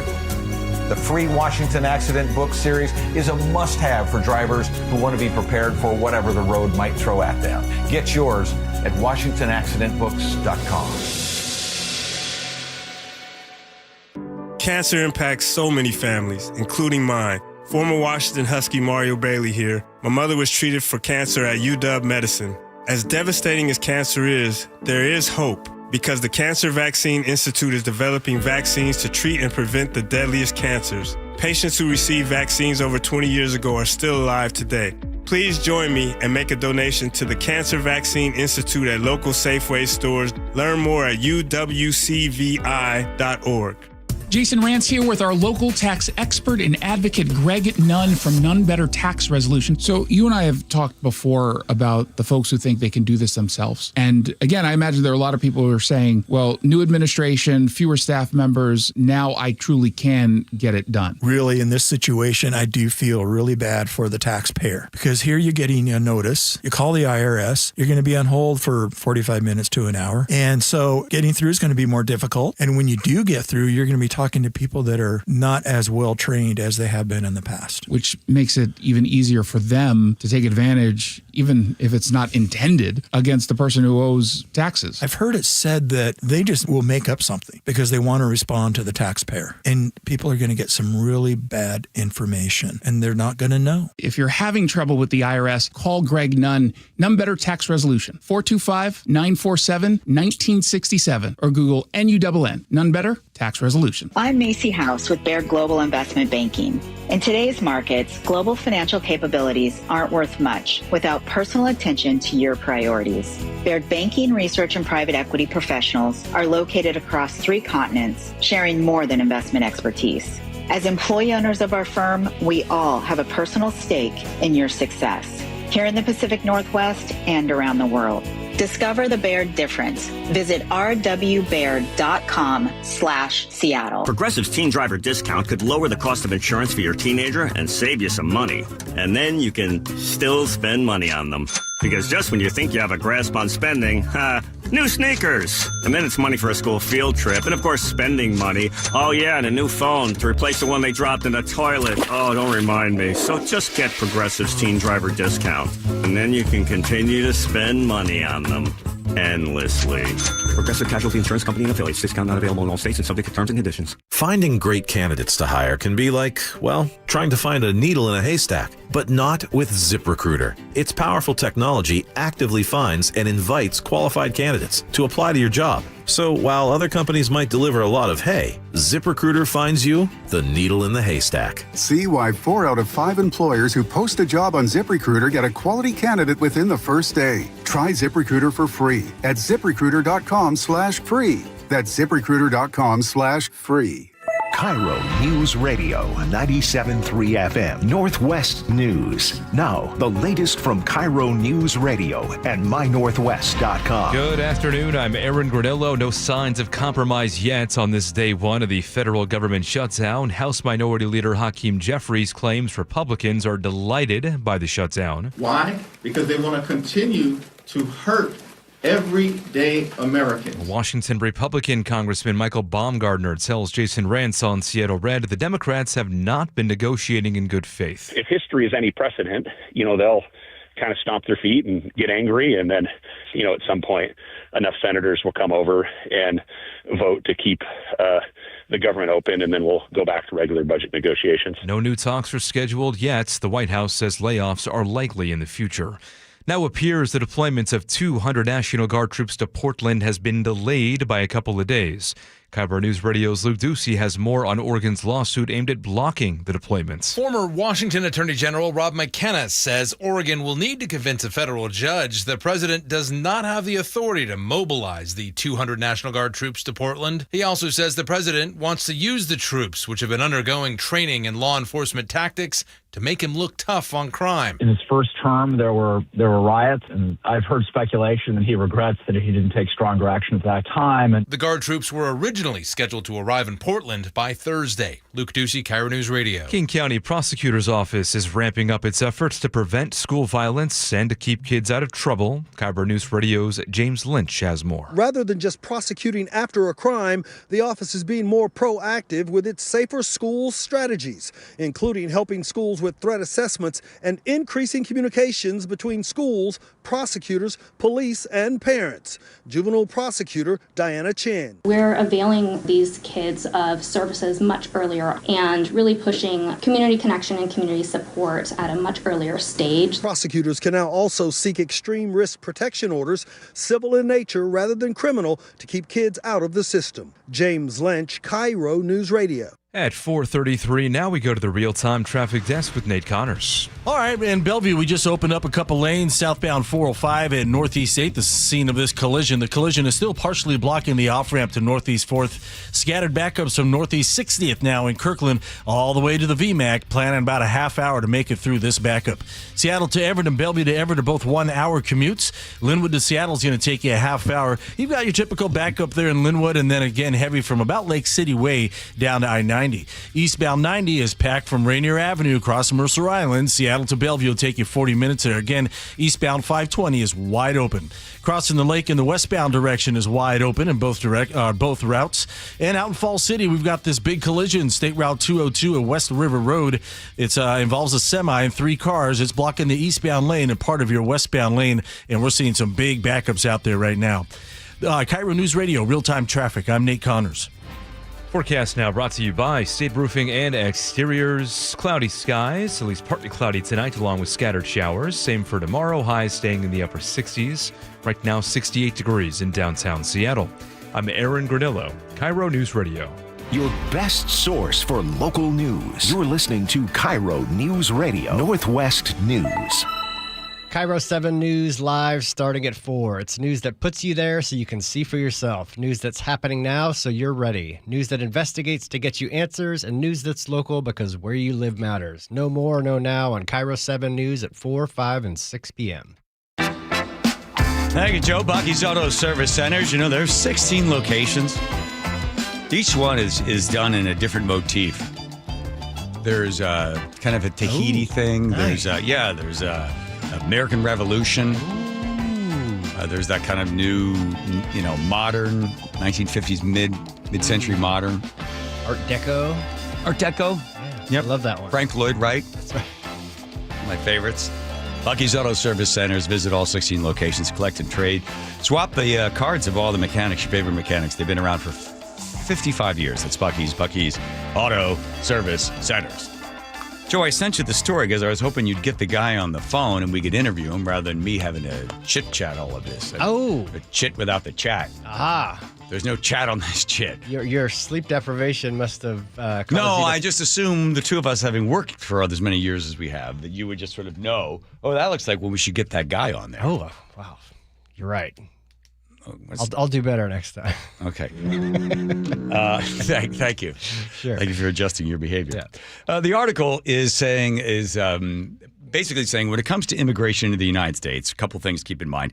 No other country in the world, as horrible as the United States is, right? We are racist, transphobic, what a phobic you. This is just a giant crap hole, the United States is, right?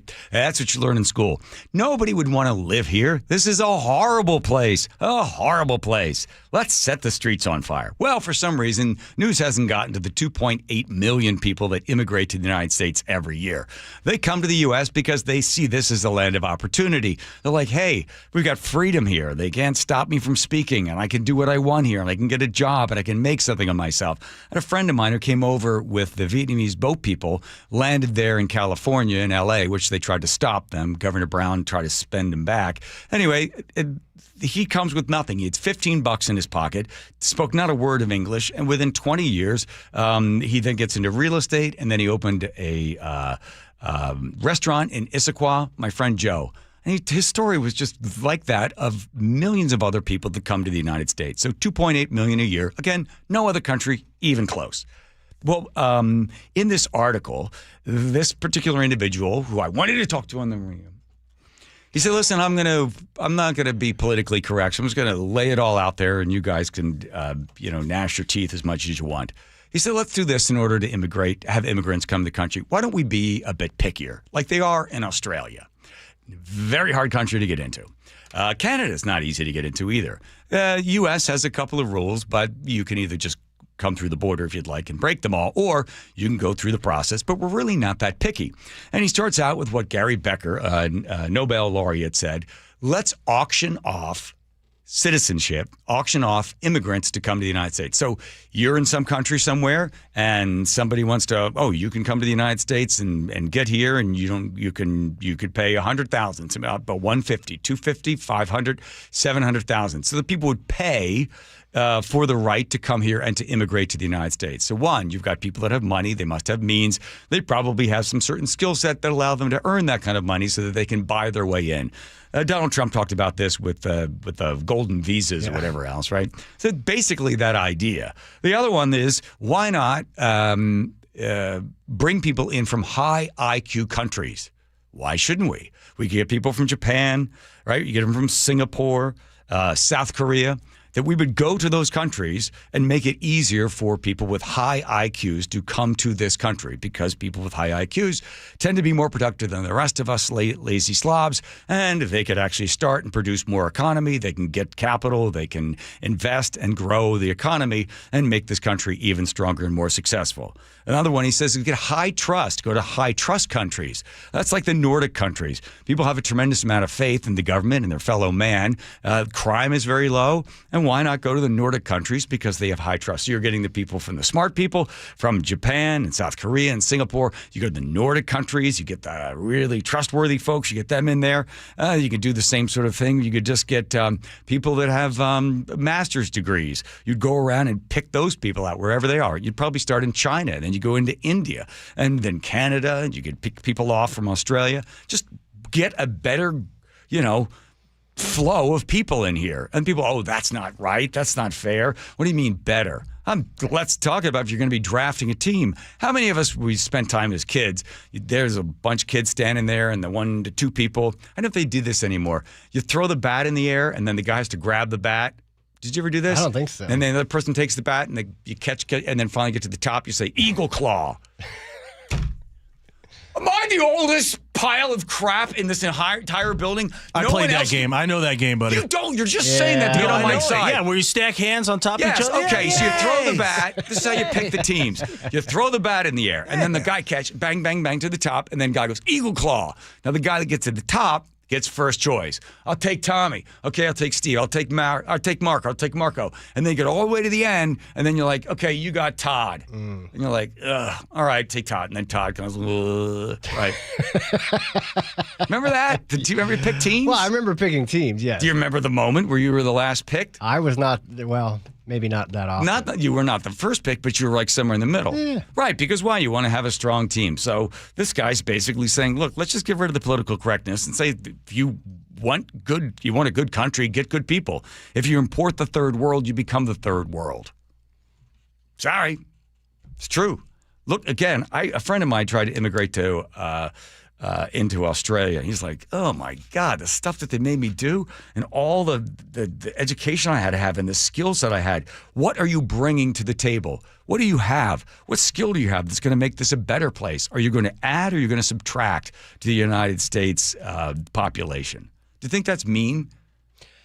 Cold-hearted? I think it kind of flies in the face of the spirit of America and why people came here to begin with. Right. Why did they?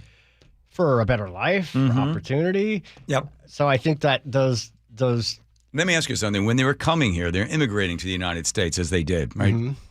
To leave the war in Germany in World War I and then World War II. How many social programs prior to Roosevelt basically turning the United States federal government into a gigantic cradle to grave? How many of those programs were in place for those people? I would probably none. 0. Right? So they were coming. And it was hard scrabble, and it was tough. Very, very difficult. There were different charities and organizations, but I'm telling you something, there were no handouts for people. Right. And these people came with skills, and you had to be tough. You had to get up and leave that country to get on some boat and come to the United States, not speaking a word of English. They were cut from a certain character that I don't know necessarily is still there. And if you can come someplace and you can have the Democrats in Washington, D.C. want to make sure that you're getting health care, $200 billion in health care for illegal immigrants and non-citizens over the next decade. The state of Washington offers, I think it's $150 million. You're not a legal citizen, but the reason why you would have certain politicians giving benefits to certain people that are not legally here in the country is because they'd like to have their vote later on. So they want to be considered the party of goodies, and that's what you get. If the guy had come on, I wouldn't have had to say all that sort of stuff. Yeah, but you say it so well. No, it makes sense. Yeah. But again, you can also have people that come and they don't have a degree, and they don't have money, but they've got this incredible tenacity, and they've got courage, and they've got, just pluck and grit, and they just, grind up there and make something of themselves. So sometimes some of those filters don't work. There's the other part of it. Have a drink, man. You're wiping me out today, Joe. Here's Nate checking traffic. Nathan? This report brought to us by D.R. Horton and Bellevue. We're all clear now. South 405 and Northeast 8th. That earlier collision now sits in the Gore Point. Lanes and ramps are all open. We do have big backups, though, stretching from Northeast 70th and Kirkland all the way down to that Renton Landing. Seattle to Everett, Bellevue to Everett are both 1-hour commutes. 405 is packed from 520 up to 527 in Canyon Park. North 5 heavy from Lake City Way into Linwood. Linwood to Seattle still hovering at a half hour. We still got that back up in Linwood, but at 44th, you're going to clear out all the way down to the U District, and then from there, it's heavy down to I-90. North 5, bumper to bumper, approaching the West Seattle Bridge in the downtown. Eastbound 90, you're packed from Rainier Avenue across Mercer Island because of road work, Seattle to Bellevue, still taking you 40 minutes. Out in Falls City, looks like we cleared that crash on State Route 202 near West River Road, and Renton to Puyallup on the Valley Freeway, plan on 45 minutes. The D.R. Horton National Red Tag Sales Event starts this Saturday through October 18th. Visit a D.R. Horton community today or drhorton.com, America's builder and equal housing opportunity builder.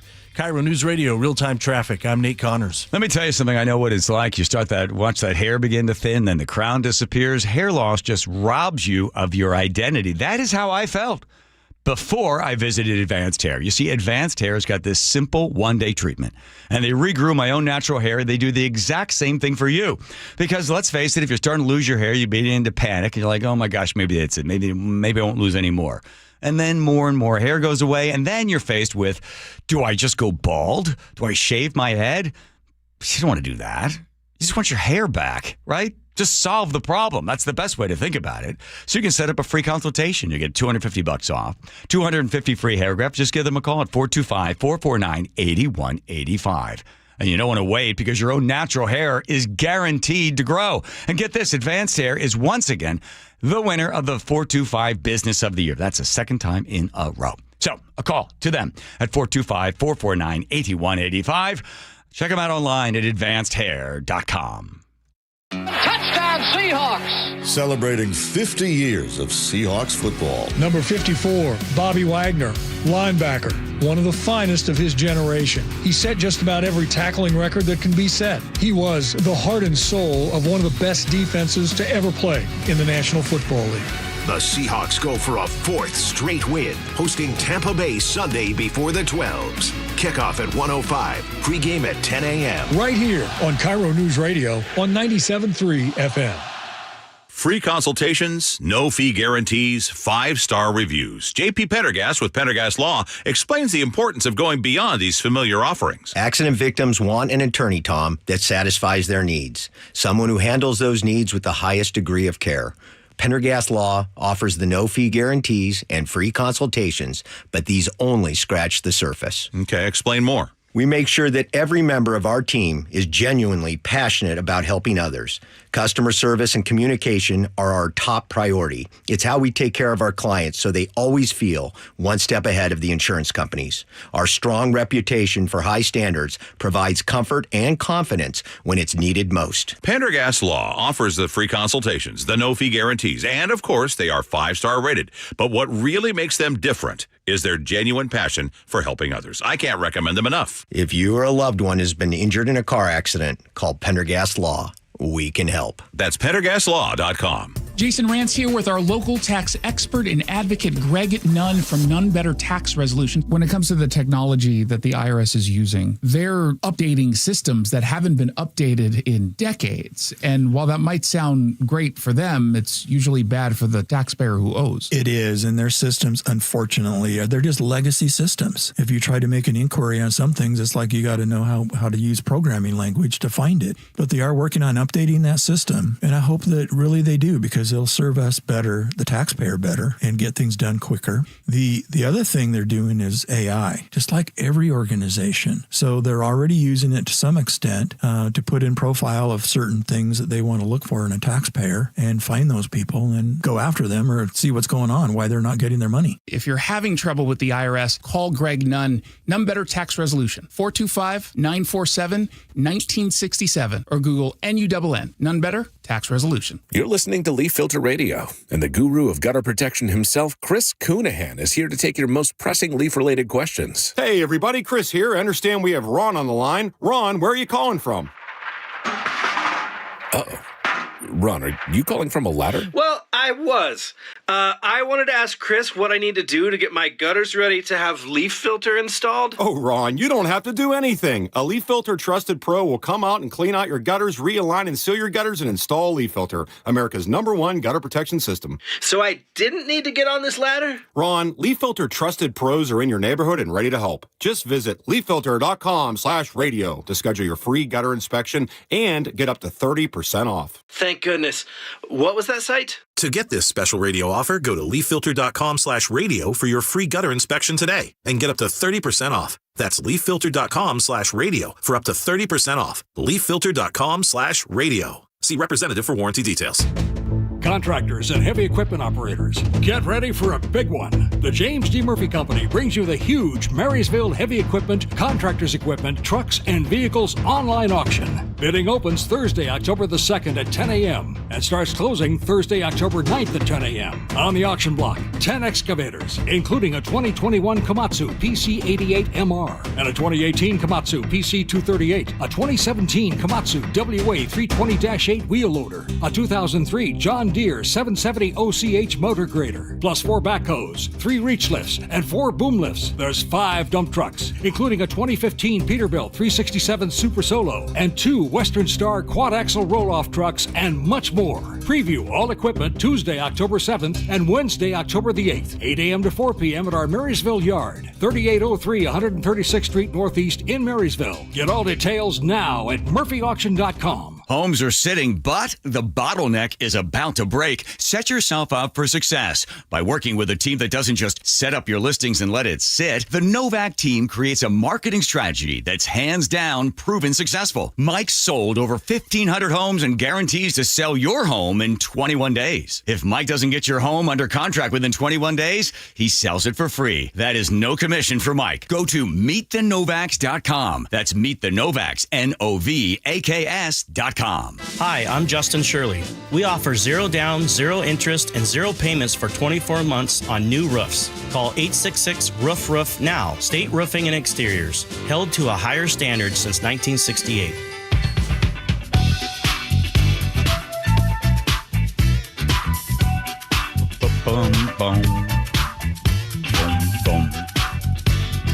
Are we going to hit the John Curley viewer hotline again at the top of the show? I think so. Yeah, we can see who else is called in. Oh, that'd be good to know. All right. It is International Coffee Day. I'm enjoying a nice cup of coffee right now. Smells delicious. I told Rye, since he does the show on KOZI. Put that coffee down. Jack Lemmon looks at him like, I said, Rye, since you do the second cup of coffee, which is the name of the show that's been going on there for 30 years or something at KOZI, I said, you got to get like a theme song. You get Frank Sinatra's coffee, wave down along Brazilian, there's a coffee going through a billion, an extra cup to fill. They got an awful lot of coffee in Brazil. Oh, you know that one? No, I don't. Lots of great coffee songs. Yeah. He's like, Dad, I don't know how to like download the song onto the computer. He did not. I said, call Joe. He knows. Happy International Coffee Day, everybody. I don't remember what my life was like before I started drinking coffee. We were at the Kelly's Dockside Dinner Theater. We had started a dinner theater at this horrible restaurant in Ithaca, New York. And I worked as a waiter. And then at 11 o'clock at night, when all the people would leave to go home and do something about their food poisoning, man, that place was awful. I remember somebody go, how the chicken cordon bleu? I was like, not tonight. Guy's like, you okay? I wouldn't get that one. He's like, how about, what are the ribs like? It was a horrible place. Anyway, they're still open. We decided we would we'd do a theater, live theater. So they had the seats down below, and then they had the seats up top. It only took about 3 weeks for people to realize, they go at the front desk, "Are you here for the theater?" And they'd like, "No, just dinner." And they would sit on the second floor and not have to pay. Well, eventually the whole deck was full of like 100 people up there, and no one was in front of us.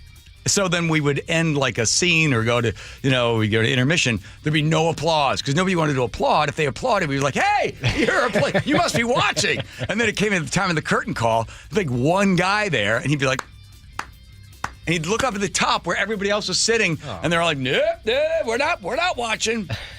Kelly's Dockside Dinner Theater. Come on. And then that's where I learned to start drinking coffee because we were up so late rehearsing our crappy lines for people that didn't care.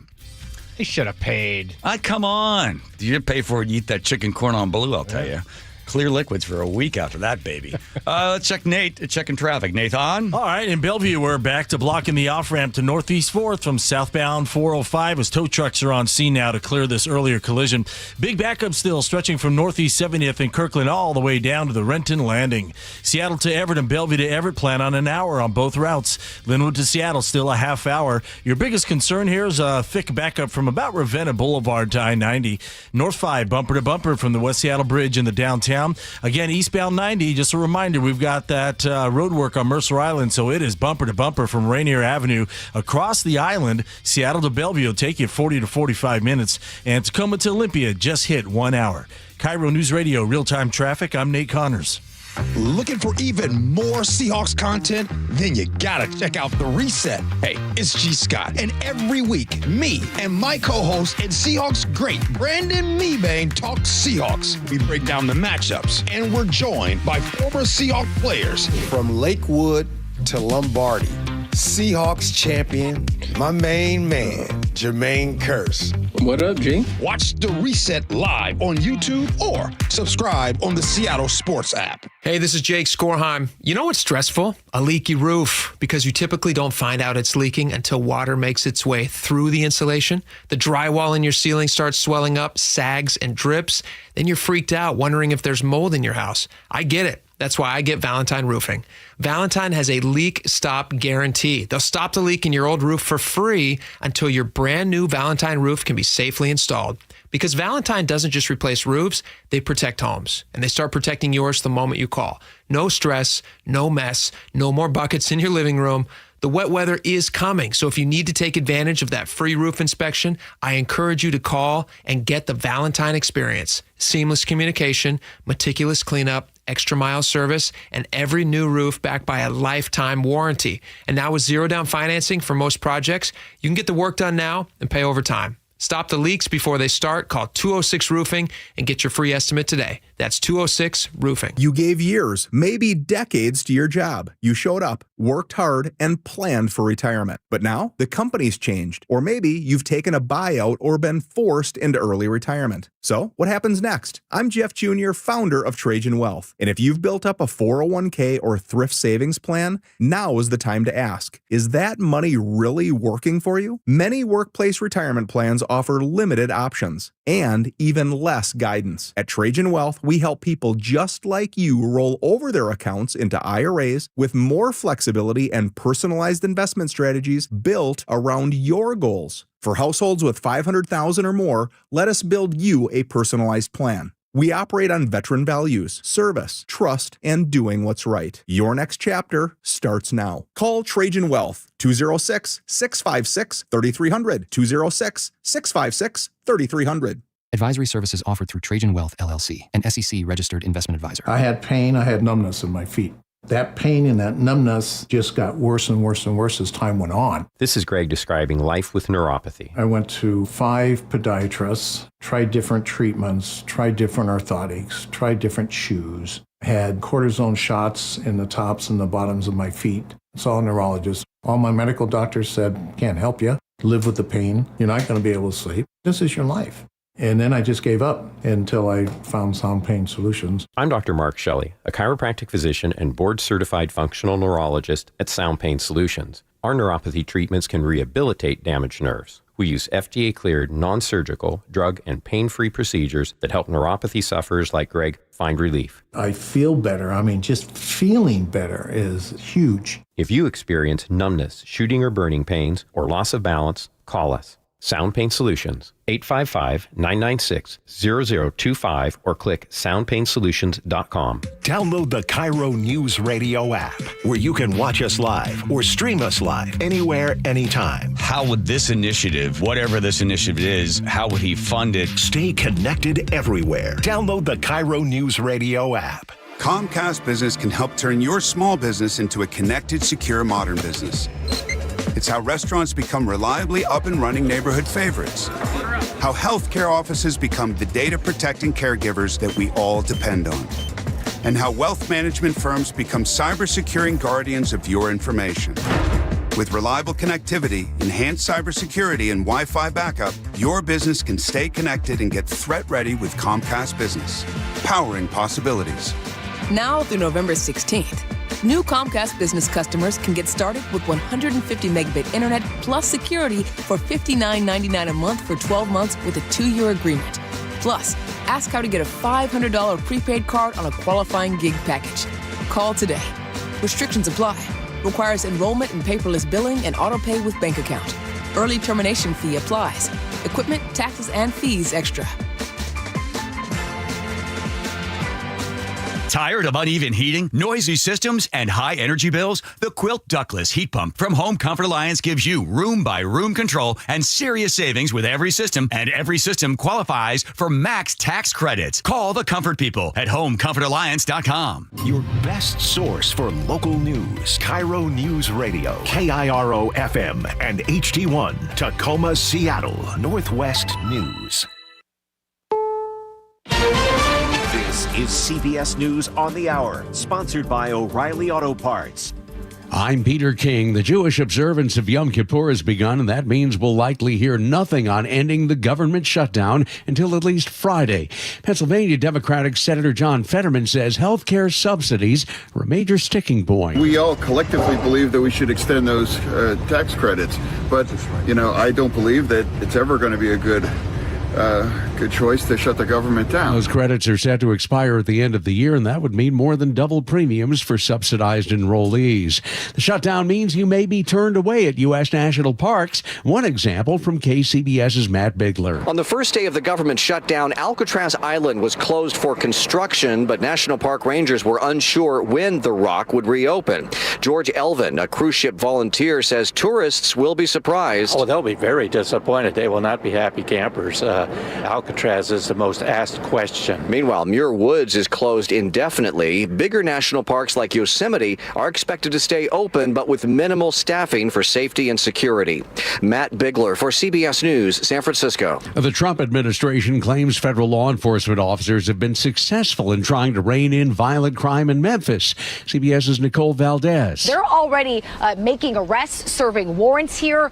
But again, the arrival of those troops is said to really be a supporting role in the next few weeks or so. Attorney General Pam Bondi says the officers have made 50 arrests in 2 days. National Guard troops on standby, but the timing of their involvement is not yet clear.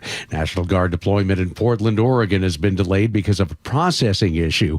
Local officials oppose that, and Democratic Congresswoman Andrea Salinas says the only reason to bring troops in would be an insurrection. The Portland Police Bureau, as well as the Multnomah County Sheriff's Office and the state police, have all testified that they have local law enforcement under control. More mysterious drone sightings in Europe. Here's CBS's Cammie McCormick. German authorities are investigating reports of unidentified drones potentially spying on critical infrastructure, a power plant, a hospital, and a shipyard.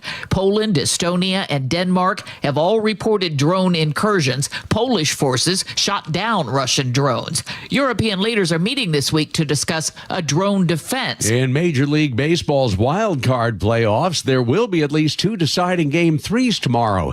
In the American League, the Guardians tied up their series with Detroit. The Padres and Cubs are also tied. This is CBS News. Think O'Reilly Auto Parts for all your car care needs. Get the parts and service you need fast from the professional parts people at O'Reilly Auto Parts. Coming up, what a federal shutdown means for local troops. That's after Nate Connors at the real-time traffic desk. All right, Aaron, it's busy out there. This report brought to you by your Seattle Mariners in Bellevue. Once again, we're all clear at that Northeast 4th off-ramp from southbound 405 as we switch back and on, or off and on. One last vehicle remains there in the Gore Point, so we may have to block this ramp once again when another tow arrives. Big backup stretching from Northeast 70th and Kirkland all the way down to the Renton Landing. Kirkland or Renton plan on 40 minutes. Seattle to Everett and Bellevue to Everett are both 55-minute commutes. 405, you're heavy through Kirkland and into Bothell, and again in Alderwood, approaching the interchange. North 5 is heavy from Lake City Way all the way through Linwood. Linwood to Seattle, plan on a half hour. It gets heavy in the U District down to I-90. Southbound 99, just before the West Seattle Bridge. You've got a new collision blocking your right lane. This has got you backed up inside the downtown tunnel. Eastbound 90, a reminder, you're bumper to bumper from Rainier Avenue across the Mercer Island for road work. Seattle to Bellevue is going to take you 40 minutes. Again, eastbound 520 is all clear. You will have to pay that toll. Tacoma to Olympia is at 1 hour. Help the squad prepare for the ALDS by heading to T-Mobile Park tomorrow for the postseason scrimmage at 5 p.m. Tickets are just $10. Get them at mariners.com/scrimmage. KIRO News Radio, real-time traffic. I'm Nate Connors. KIRO News Radio, 97.3 FM, Northwest News. Now, the latest from KIRO News Radio and mynorthwest.com. Good evening. I'm Aaron Granillo. As the government remains officially shut down, essential workers like the military are being forced to work without pay. KIRO News Radio's Luke Ducey with more on the fallout for our state's military communities. At all 8 military bases in our state, small businesses from restaurants to dry cleaners rely on military pay. While 60,000 active duty military members go unpaid, the impact could ripple through local economies. Veterans like Alonzo Sermons worry what that means for communities around bases like JBLM. These are real things in the lives of people. You have this affecting their finances. It really increases anxiety. Luke Ducey, KIRO News Radio. And the federal shutdown could also halt Washington's WIC program serving women, infants, and children. The Department of Health warns funding may run out in just a couple of weeks, putting services at risk. The program provides food and nutrition support to more than 200,000 residents. A federal agency that often steps in after natural disasters is helping businesses affected by the closure of the White River Bridge. KIRO News Radio's Heather Bosch reports. The bridge, a vital link between Enumclaw and Buckley, has been shut down since August 18th when a semi-truck crashed into it. With that damage and with that closure, it may be harder for some businesses to reach their clients and vice versa. Spokeswoman Lauren Hill says the Small Business Administration is making low-interest loans available. They can help restaurants, shops, beauty salons, and the like continue to pay their employees and bills until the bridge reopens. Heather Bosch, KIRO News Radio. Well, the Seattle Mariners are doing their part to stay sharp for the playoffs. Today, the team held the first of 2 scrimmages in front of fans. Center fielder Julio Rodriguez. We've been playing a really long year, so any extra days that you can rest and kind of prepare and kind of get a little bit of a fresh start. I think it's huge for the team. Next scrimmage is already sold out, capped at 5,000 fans. The Mariners will find out tomorrow who they'll face this Saturday. It's either the Detroit Tigers or Cleveland Guardians. Weather now brought to you by State Roofing and Exteriors. Cloudy tonight. We'll see some scattered showers as well this evening. And overnight lows in the mid-50s. Right now, 67 degrees in downtown Seattle. I'm Aaron Granillo, KIRO News Radio. Your best source for local news, serving Western Washington and the world with the KIRO News Radio app. Always streaming live on your smart speakers. You're listening to KIRO News Radio, Northwest News. Hi, you've reached the John Curley Show listener introduction line. Yeah. Please tell us a little bit about yourself and why you enjoy the show. Yeah. Thank you. Hi, my name is Donna Tover, and I'm a switchboard operator. Oh. When you hear someone say, hold please, there's a strong possibility it could be me. I like to walk around the house naked. Deal with it. I don't mind a hairy shoulder. I don't even care if you've been to prison. Okay, I think you're editing that to make our listeners sound weird. Oh, you think so? Doesn't mind if you've been to prison. Hey. Likes to walk around the house naked, deal with it. Right up my alley. My dad had a girlfriend who was from Switzerland or something. Heard it, move on. You have not heard this. Involves a naked lady. And she was a ski instructor. And maybe if she were like 30, 35, 40, 45, anywhere there, right? Trying to include Nick's age in there. She was in her 70s. Yeah. And she stayed at our house in Queen Anne. And my dad was there. And he's upstairs asleep or something. I come downstairs and there she is just walking around, just all of her nudity. Like, woof. Like two hungry mules at a trough. You know what I mean? Huh? Did I say that? Am I allowed to? You did. Too late. Yeah. Use your imagination. Yeah. Hey. Oh, the big shutdown. Whoa. Whoa, the shutdown. No, they're shutting down the government. Whoa. People would really upset if the NFL will be shut down. People are like, whoa, whoa, whoa, whoa, whoa. Yeah, God, everybody. Shutting down the government. Oh, my God, what's going to happen? It's amazing how the news covers it, right? Where do we have it? Where they were talking about it? Yeah, I got that right. One faction in one house of Congress is ready to bring the entire federal government to a halt. This is a shutdown brought on by the Republican Party. It is just incredible to me to watch these Republicans putting on their suicide vests. What we're seeing happen in America right now, I think, is economic terrorism. They've been called the Suicide Caucus. It's been called a political hostage-taking. It's been called political extortion. The Republicans are saying, give in to us because we don't want, we would rather shut down the government than extend health care to 11 million people. Laura Ingraham and Ann Coulter started challenging the president's manhood, and the House Republicans started stamping their feet.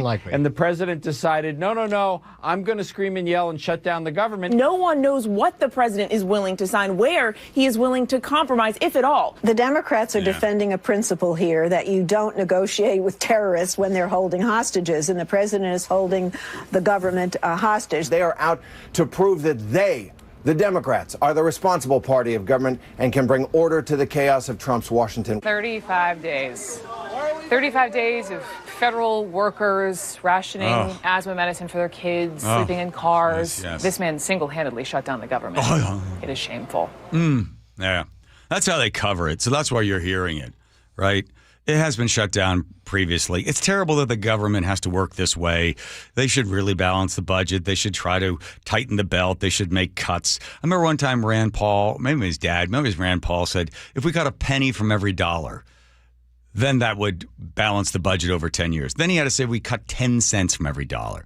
And I think now it's 30 cents, which is now impossible because of entitlements.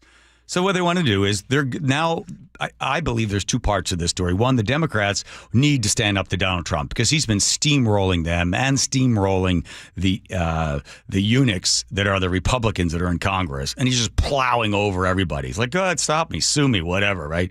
So they can't stop him. So they have to put something. Now they say they like healthcare because it's like, taking healthcare away from this person and people are going to be dying in the streets because, healthcare because Trump is so bad and the Republicans are so bad. What it's sitting down to is during the lockdown, when under the Biden administration, whoever was in charge, whoever was running the auto pen, they took the number of people that were eligible for Obamacare, for government health insurance, and they extended it out because we're in an emergency. People aren't working. They got rid of the income caps, and they basically just, like a gigantic, like a Huey helicopter, they flew over the country and just showered money down and extended the health care benefits. Now, at this point, the Republicans are like, let's check the calendar. Okay, we're out of the pandemic. Let's bring the number back to where it was before. Instead of the 24 million people that were getting this benefit, let's bring it back. Let's put the checks in place. So if you're making this amount of money, you don't get it. If you're not working, you don't get it. If you're not working part-time, if you're not doing something, you're not going to get it. They want to put some sort of work requirements in place. That was part of the big, beautiful bill. And now it has passed in the House. It's gone to the Senate, and Chuck Schumer's trying to stop it because he wants to sort of take parts of the big, beautiful bill apart. But what you're talking about is spending our tax dollars to provide health care, medical care for people, which is Obamacare, which has not done what it said it's supposed to do. It was supposed to bring down the cost of health care. It hasn't, because what happens is The people that get in, if you forced everybody into the insurance pool, everybody in the pool. So you got 21-year-olds that are in really good shape and 28-year-olds. You got people that are in their 50s. They go to longevity medical clinic. They're in really great shape. You have a big, big pool. So then you have a few, maybe 90% of the people or 80% of the people are healthy, 20% are unhealthy, but everybody's throwing the money in. Now that's a healthy insurance pool. So what happens is then you can afford to have this pool because you've got everybody in, the young, the old, the sick, the not sick. Everybody's in there together. So you have a healthy insurance pool.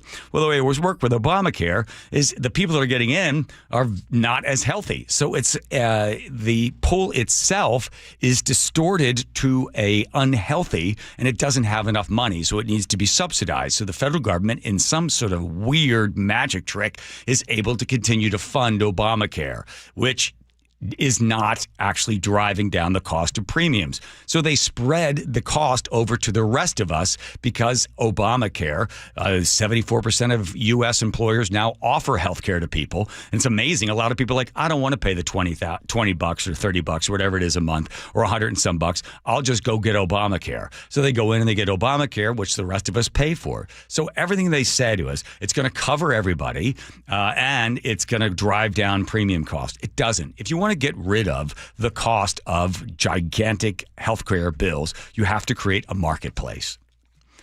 Perfect example. When I lost my job at King 5, when they fired me, I thought at this point, I got one colonoscopy from King 5. I might as well get another one because everything was all sort of loose back there at the time. So I thought, at this time, I'm going to go get a colonoscopy. I didn't have health insurance, so I started calling around all these places. How much does it cost? Can you please hold? I'm on hold. They're playing the music. I'm like, waiting. Do you want to know, like, what we charge? Yeah. If I just want to pay cash. Please hold. More music. Person probably goes, we don't have a price. Oh. So if you went to the grocery store and you filled up your entire cart with everything and they beep, beep, beep, beep, scanned it, and you're getting bread, you're getting meat, you're getting all a bunch of fancy European soft cheeses, beep, beep, beep, beep, scans through, and the person goes, that'll be $30. You're like, oh, well, that's cheap. That's your copay. Well, who paid for the rest of the stuff? But if you created a marketplace, then people would be aware of prices. And then all of a sudden, if they got the money away from the employer giving you that, and it was your money, and you could go around and buy what you wanted, just like you buy a car insurance or something, then it would create a real marketplace. Look at LASIK eye surgery. If you look at LASIK eye surgery, when it first started, when it was early in, it was like $5,000 or something. Well, what happened? It wasn't covered by insurance. So other doctors that came along and offered LASIK eye surgery said, well, we're not going to charge $5,000, let's charge $4,000. Somebody else says, hey, let's charge $3,000. And then the industry came in with more advanced technology, which then drove down the price even more. And then I could hear people go, for just $900 an eye. Well, what happened? Oh, I know. It was a marketplace. And these doctors had to compete in order to get customers. Because we do not have a marketplace, because we roll our cart up there and they beep and scan the thing across and we give them $30, we're thinking, oh, it's cheap. Healthcare is cheap. No, it's not. Someone's paying. We're all paying. So there's no price signal. Every price is a signal to the buyer as to whether or not they want to buy that or not. If we, the United States, were to disconnect the employer from the employee, and the employer said to you, hey, we normally have to pay X amount of dollars in order for you to bill. We'll give you that money. And then you could form a buying co-op as well. You could join with others if you wanted to, or on your own. You could go out with your own cash and look around. Well, you've got all this money, and you can go out there into the marketplace. You'd have 150 to 175 million people with cash looking to get health care. They could buy a low price one, a medium price, maybe they're a little older. They could spend even more money if they want. You'd have a healthy marketplace. We do not. And that's why the cost of healthcare is so high, because nobody knows the price of anything. Try calling a doctor and just say, hey, somebody give me a colonoscopy. I know Andrew's going to save that for later on. But that, because there's no market. So that's why you have these guys in Washington. Oh, we think it's a great idea to extend health care benefits to people that are here in this country illegally. Why? Because they know eventually, if they get control of the Senate and the House again and the White House, they're going to try to get all those people that they gave all these bennies to be able to vote. And then who are they going to vote for? I know, the people that are taking care of my health care, the people that are giving me this and giving me that and giving me this. You go back to Roosevelt when he talked about, we're going to get rid of want and need and shame, where everyone's going to be able to have a meal and everybody's going to have a health care. Where's it coming from, FDR? It's coming from everybody. When the government controls it, you're going to see rationing, because that's the only way they'd be able to control the price of anything. They would ration it. So if you're 70 years old, do we really want to spend the money in order to keep you around much longer? Besides, you're not even paying into the system. So what are we going to do for you? The latest health care to keep you around? No, you're a burden on society. So you'll get less care because, well, you're not a functioning member of society, and you're not going to be able to pay into the system as long as somebody else. Again, free the American people, disconnect the employer paying for your health care, let people go into the marketplace, let all of these various like flowers bloom, and then everybody goes out there, and then you'll see the price of things like LASIK coming down because there was a marketplace. You'll see other things begin to bloom as well. But as long as it's centrally controlled, whether it's in Canada or the UK, which is in dire straits with their health care, it's a mess. Why? Because rationing is the only way to control the price. And every year in the UK, they say, let's see, how many people do we have? How much money do we have? What can we possibly have? How much we can pay the doctors? Well, that's why no doctor wants to work in the UK, because they don't get paid anything, and it's not worth the experience, and it's not worth the time for them to become a doctor. So they have less and less doctors. When we have less and less doctors, we're going to have to ration even more. That means less. How long's the wait? You get diagnosed with cancer, you're going to be waiting about 2 years or 3 years. And by that time, what they hope for is that you die. The same thing happens in Canada. You wait in a long line to see a general practitioner, then they diagnose you with a problem. You want to get to an MRI. I think there's 3, last time I checked, like 3 or 4 in all of Canada. Why? Because there's no marketplace. You can go get an MRI, and you can pay out of your own pocket. I forget, it's not that much money, and you find the results right away, because that's a marketplace. If it was open and people could shop, then people would know prices, and then there would be competition, and the prices would come down. There. Socialism failing to work as it always Scully. does. You talk about giving everybody something free, and all of a sudden, free health care. There's no food to eat. There's no doctor. Anyway, 0-2. 0-2. Okay, yes, question. Joe, question. Every time this comes up, the text line blows up with people saying that illegal immigrants can't qualify for health care. So is that... Right here. Democrats propose would result in $200 billion spent on health care for illegal immigrants and non-citizens over the next decade. That's what they want. And that's in the Children's Health Insurance Program. Right now, they're right. The people are writing in. Right now, if you're an illegal immigrant, the federal government will not pay for your health care. So states go, come here to this state, like the state of Washington.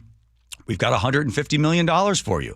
And when people say, if we don't pay for it, they're going to be taking up the emergency room, and they're going to become sicker, and they're going to do this and that. Well, if you want to be able to have people to come to your state and choose your state over another state, well, fine. And if you want to offer them a whole bunch of benefits they don't have to pay for necessarily and give them all of that, you can do it. Look at the cost just in Chicago alone for housing, for education, for food, for health care. There are people that have been going to city council meetings and screaming at the Mayor Johnson there in Chicago, saying, I've lived in this city for 50 years, and you're taking my tax dollars and giving it to people that have just come here into this country illegally. People are rising up against it, even in Democratic cities, but certainly not in the state of Washington, where our legislators are like, yeah, it's not fair to these people. Yeah, maybe they're undocumented, but eventually they'll become documented, and eventually, so we need to take care of them now. That's a whole separate issue.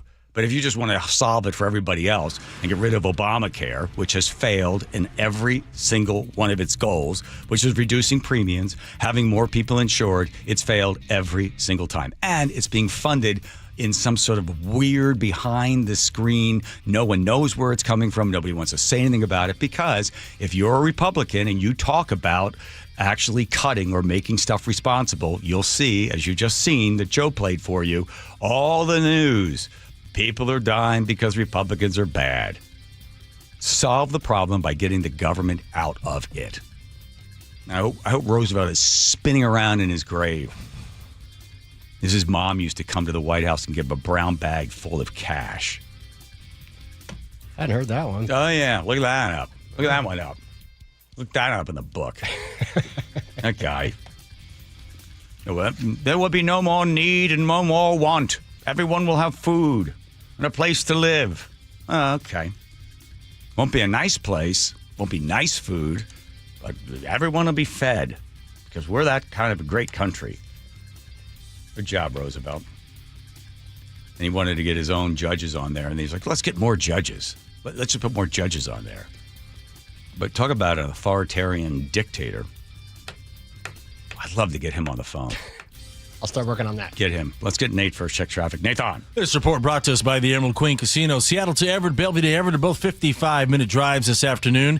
Linwood to Seattle, still looking at a half hour, which isn't bad, especially for this time of day. Yeah, you've got to back up in Linwood by about 44th, though. You're going to clear out all the way down into the U District, and then from there, it's packed to I-90. Southbound 99, just before the West Seattle Bridge. We're still on scene of a crash blocking your right lane. You're backed up inside the downtown tunnel. Eastbound 90, just a reminder, it's bumper to bumper from Rainier Avenue across Mercer Island as we deal with road work on the island. Seattle to Bellevue, plan on 40 minutes. Renton to Puyallup on the Valley Freeway has improved to 40 minutes. Tacoma to Olympia is down a bit to 55 minutes, but South 5 is bumper to bumper from State Route 16 to South 72nd, where we just cleared a collision off to the right shoulder. The Emerald Queen Casino is the entertainment capital of the Northwest, the best place to watch all your favorite sports, featuring wall-to-wall viewing screens, kiosks, and more. Be there at emeraldqueen.com. KIRO News Radio, real-time traffic. I'm Nate Connors.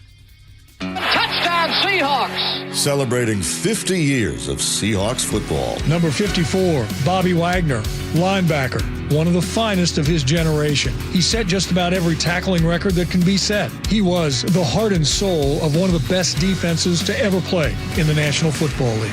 The Seahawks go for a fourth straight win, hosting Tampa Bay Sunday before the 12s. Kickoff at 1:05, pregame at 10 a.m. Right here on KIRO News Radio on 97.3 FM.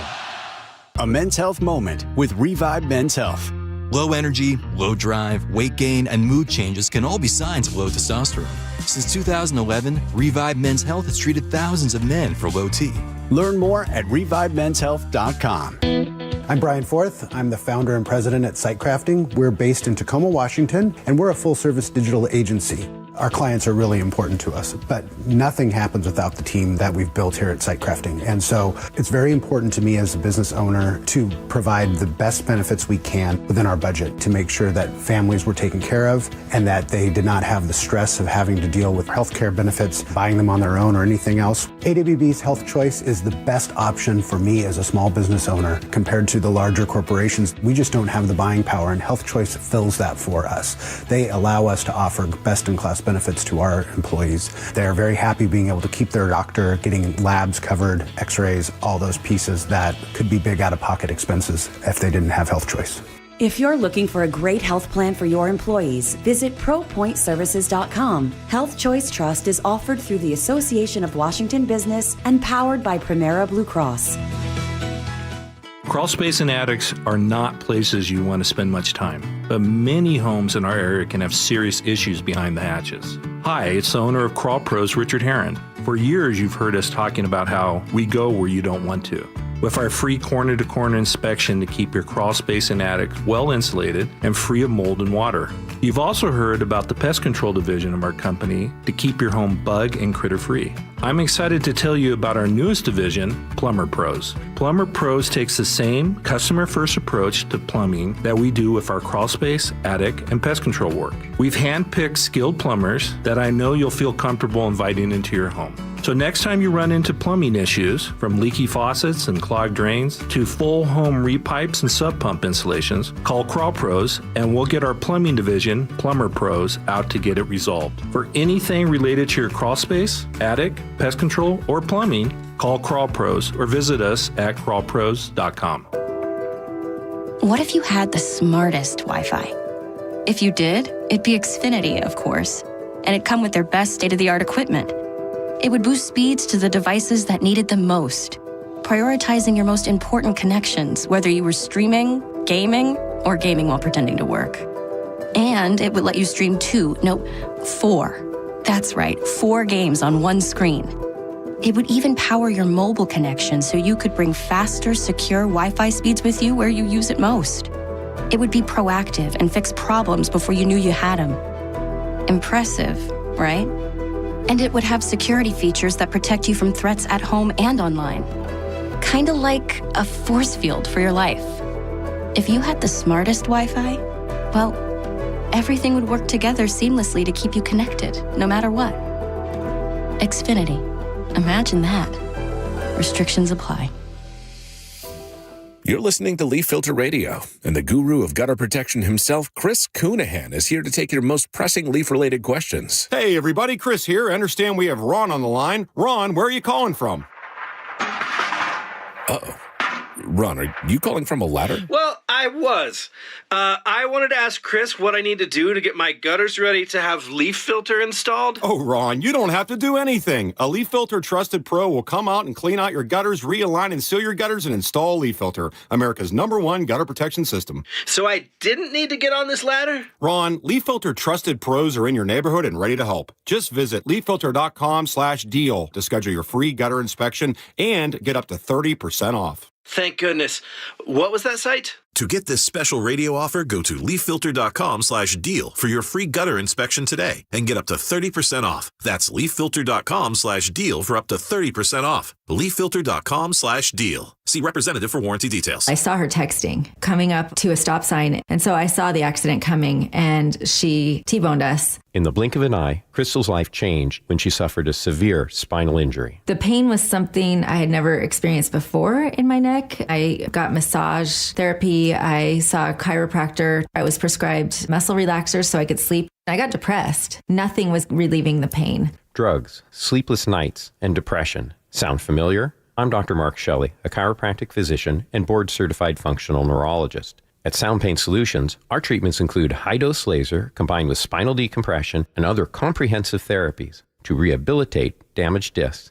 We use treatments that are non-surgical, FDA-cleared, drug and pain-free. I was able to get off my pain medicines, and I was able to sleep through the night, and that was what I was desperate for. To learn if you're a candidate for our treatment, call us. Sound Pain Solutions, 855-996-0025, or click soundpainsolutions.com.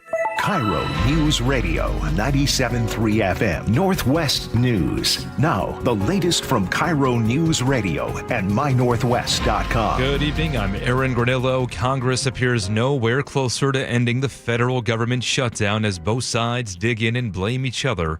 Latest from CBS's Caitlin Huey-Burns. There is a small group of bipartisan senators who have been talking about some of the policy proposals. So that's a little bit of progress, but don't hold your breath, because tomorrow the Senate won't even be here. They will observe Yom Kippur. They won't return until Friday. The deployment of National Guard troops to Portland has been postponed by a couple of days. In the meantime, KIRO News Radio's Luke Ducey reports on Oregon's lawsuits to block the deployments altogether. The lawsuit claims the president doesn't have the authority to mobilize Oregon National Guard troops or send them to Portland. Former Washington Attorney General Rob McKenna says it wouldn't be surprising if a federal judge declared the deployment illegal. In fact, it may violate a law called the Posse Comitatus Act, which expressly prohibits the use of troops for law enforcement purposes. Mobilizing and police training for the Guard troops has so far cost the federal government a reported $3.8 million.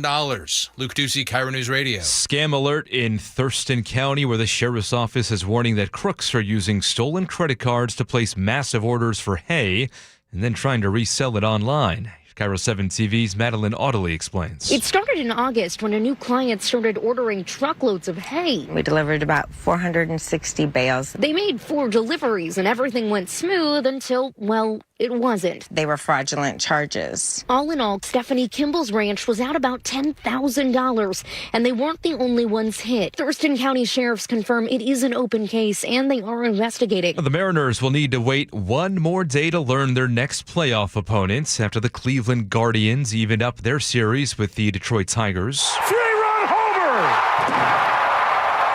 6-1 Cleveland. Detroit and Cleveland meet tomorrow to decide that series. The winner comes to Seattle on Saturday. Let's go down to the real-time traffic desk at 5:33 with Nate Connors. All right, Aaron, the Emerald Queen Casino has the update. Seattle to Everett, Bellevue to Everett are 50 to 55-minute commutes. North 405 scattered backups now between Kirkland and Alderwood. I-5 is heavy from Lake City Way into Linwood. That drive through Everett is thinning out pretty quickly right now. You're looking good up there. Linwood to Seattle, still a half hour. You've got this backup in Linwood, and then again heavy from Lake City Way to I-90. Southbound 99, just before the West Seattle Bridge, a collision still blocks that right lane, and you're still backed up inside the downtown tunnel. Eastbound 90 getting thinner, but you're still packed from inside the Mount Baker Tunnel across Mercer Island due to road work. Seattle to Bellevue is dipped just a bit to 35 minutes. Westbound across the lake into Seattle looking good, just a little heavier on I-90. Bellevue to Renton, we're down to 25 minutes. You're packed through Bellevue past Cold Creek Parkway, and Tacoma to Olympia plan on 55 minutes. The Emerald Queen Casino, the entertainment capital of the Northwest, the best place to watch all your favorite sports, featuring wall-to-wall viewing screens, kiosks, and more. Be there at emeraldqueen.com. KIRO News Radio real-time traffic. I'm Nate Connors. We've got a few thunderstorms, looks like, for the next few hours. Rain showers for tomorrow, looking drier by the end of the week. Right now, some showers and 66 degrees in downtown Seattle. I'm Aaron Granillo, KIRO News Radio. Your best source for local news. You're listening to KIRO News Radio, Northwest News. Before I hit Wilcox, just to give you numbers on MRIs in Canada, I know that you're texting in. So let's take Ontario. There's 16 million people. They have 157 MRIs. In Kent, with a population of 136 people, they've got 48 MRIs. If you live in Seattle, there's 222. So we have, in Seattle, we have about half the number that they have. We got more than we have in Ottawa or Ontario. 16 million people in Ontario. And the wait is, let's see, 16 weeks in Canada, CNMI. Sorry. Clean up some of those numbers. All right, now. Spin the wheel, please, Teeny, if you would be so kind. Teeny. She's easy to hit back there. Names of all the players are on the board. We'll find out who has the recipe today. Wilcox from Aaron. Can't read. Oh, Aaron. Oh, good. Wow. I haven't heard from Aaron in a while. It has been a while. Has been a while. You'll need your best wok for this recipe. A little wok. Do you season the wok ahead of time? Do you clean it all the time? You can. Yeah. You don't need to do it every time. Okay. But, you'll start with your eggs. Well, sure. Whisk them up, throw them in the wok, scramble them up. And then after that, take them out and throw chicken, onions, garlic, carrots, peas. Look out. Ooh, rice. Rice. Right into the wok? Right into the wok. Mix it all together. You got yourself some chicken fried rice. Oh, my. Didn't see it coming. No. Yeah. You could, soy sauce. You knocked me over with a feather. You knocked me over with a feather right now. Yeah. Made it the other day. It was quite good. What kind of eggs? Wilcox Family Farm. There you go. There you go. Nice. Yes. Okay. Don't forget all the recipes in a leather-bound book sent right to your house. Why do I keep losing the paper, Joe? I don't know, but you got to give me that one back when you're done with it. Okay. The school in Kentucky banned phones. Remarkable things started happening, according to the Washington Post. I guess they're saying grades went up, kids were not as depressed, spent less time on their phones, they weren't cheating. Just generally, this is the good news for people that have been advocating for kids not bringing phones to school. If you got rid of the phones, we go back, say, 30 years. Can you imagine a kid walking in with a giant television set and putting that down on their desk and then unraveling an extension cord and having the desk on their set? That would be a good way of expressing what it would be like to have the phones. So Kentucky says we're banning requiring them. I think state of Washington is leaving it up to each one of the school districts as to what they want to do. But it just seems smart. Now you got to watch out, because if you're a teacher, if you're the kids will do the old switcheroo, like they'll give you the busted phone, the phone that doesn't work, the dummy phone, and then they keep their other ones. And if they do that, you just simply take the phone from them and you get a hammer and you smash it. Ooh, that'd be one way of doing it. So just do something to stop kids from having phones in school so they're not looking at their phones all the time, and things would be better. That's from Kentucky. But then in other ones, can cities and residents put down their smartphones? This is also the problem that apparently the New York Times looks at. And we talked about this earlier, that in parts of Japan, they're trying, of the 68,000 residents in this one city, they want to limit you to 2 hours of your phone a day. Which seems, well, that seems like a lot when they consider the average person is on their phone, like checking it every once in a while, every 2 or 3 minutes. So to get them down to 2 hours, that'd be great. The problem is the way these things are designed is to be able to constantly get you to want to get online, because the algorithms are designed to always be capturing your attention. And you're thinking, I'm bored. Well, your boredom switch has been adjusted by social media so that it is more highly sensitive to you just simply being bored. It's okay to be bored. Think to yourself, the last time you went in and did number 2 without your phone. Just think about that for a moment. The last time you did that. In fact, a friend of mine works in a particular office, and they've got signs in there saying, hey, do your business, get off the phone, because there might be somebody behind you trying to come in and use the toilet. Because we just sort of sit in there. It used to be my grandparents had Reader's Digest and then the book of funny toilet jokes, which that's very similar to the phone, but after a while you're sort of flipping through it and you've read them all. But remember the book of funny toilet jokes? No? You remember that, right, Andrew? Yes, I've seen that. You've seen that. You go to some old folks' house and they got like a thing there and there's a bunch of jokes in there. Yeah. So just generally, if people spent less time on their phone.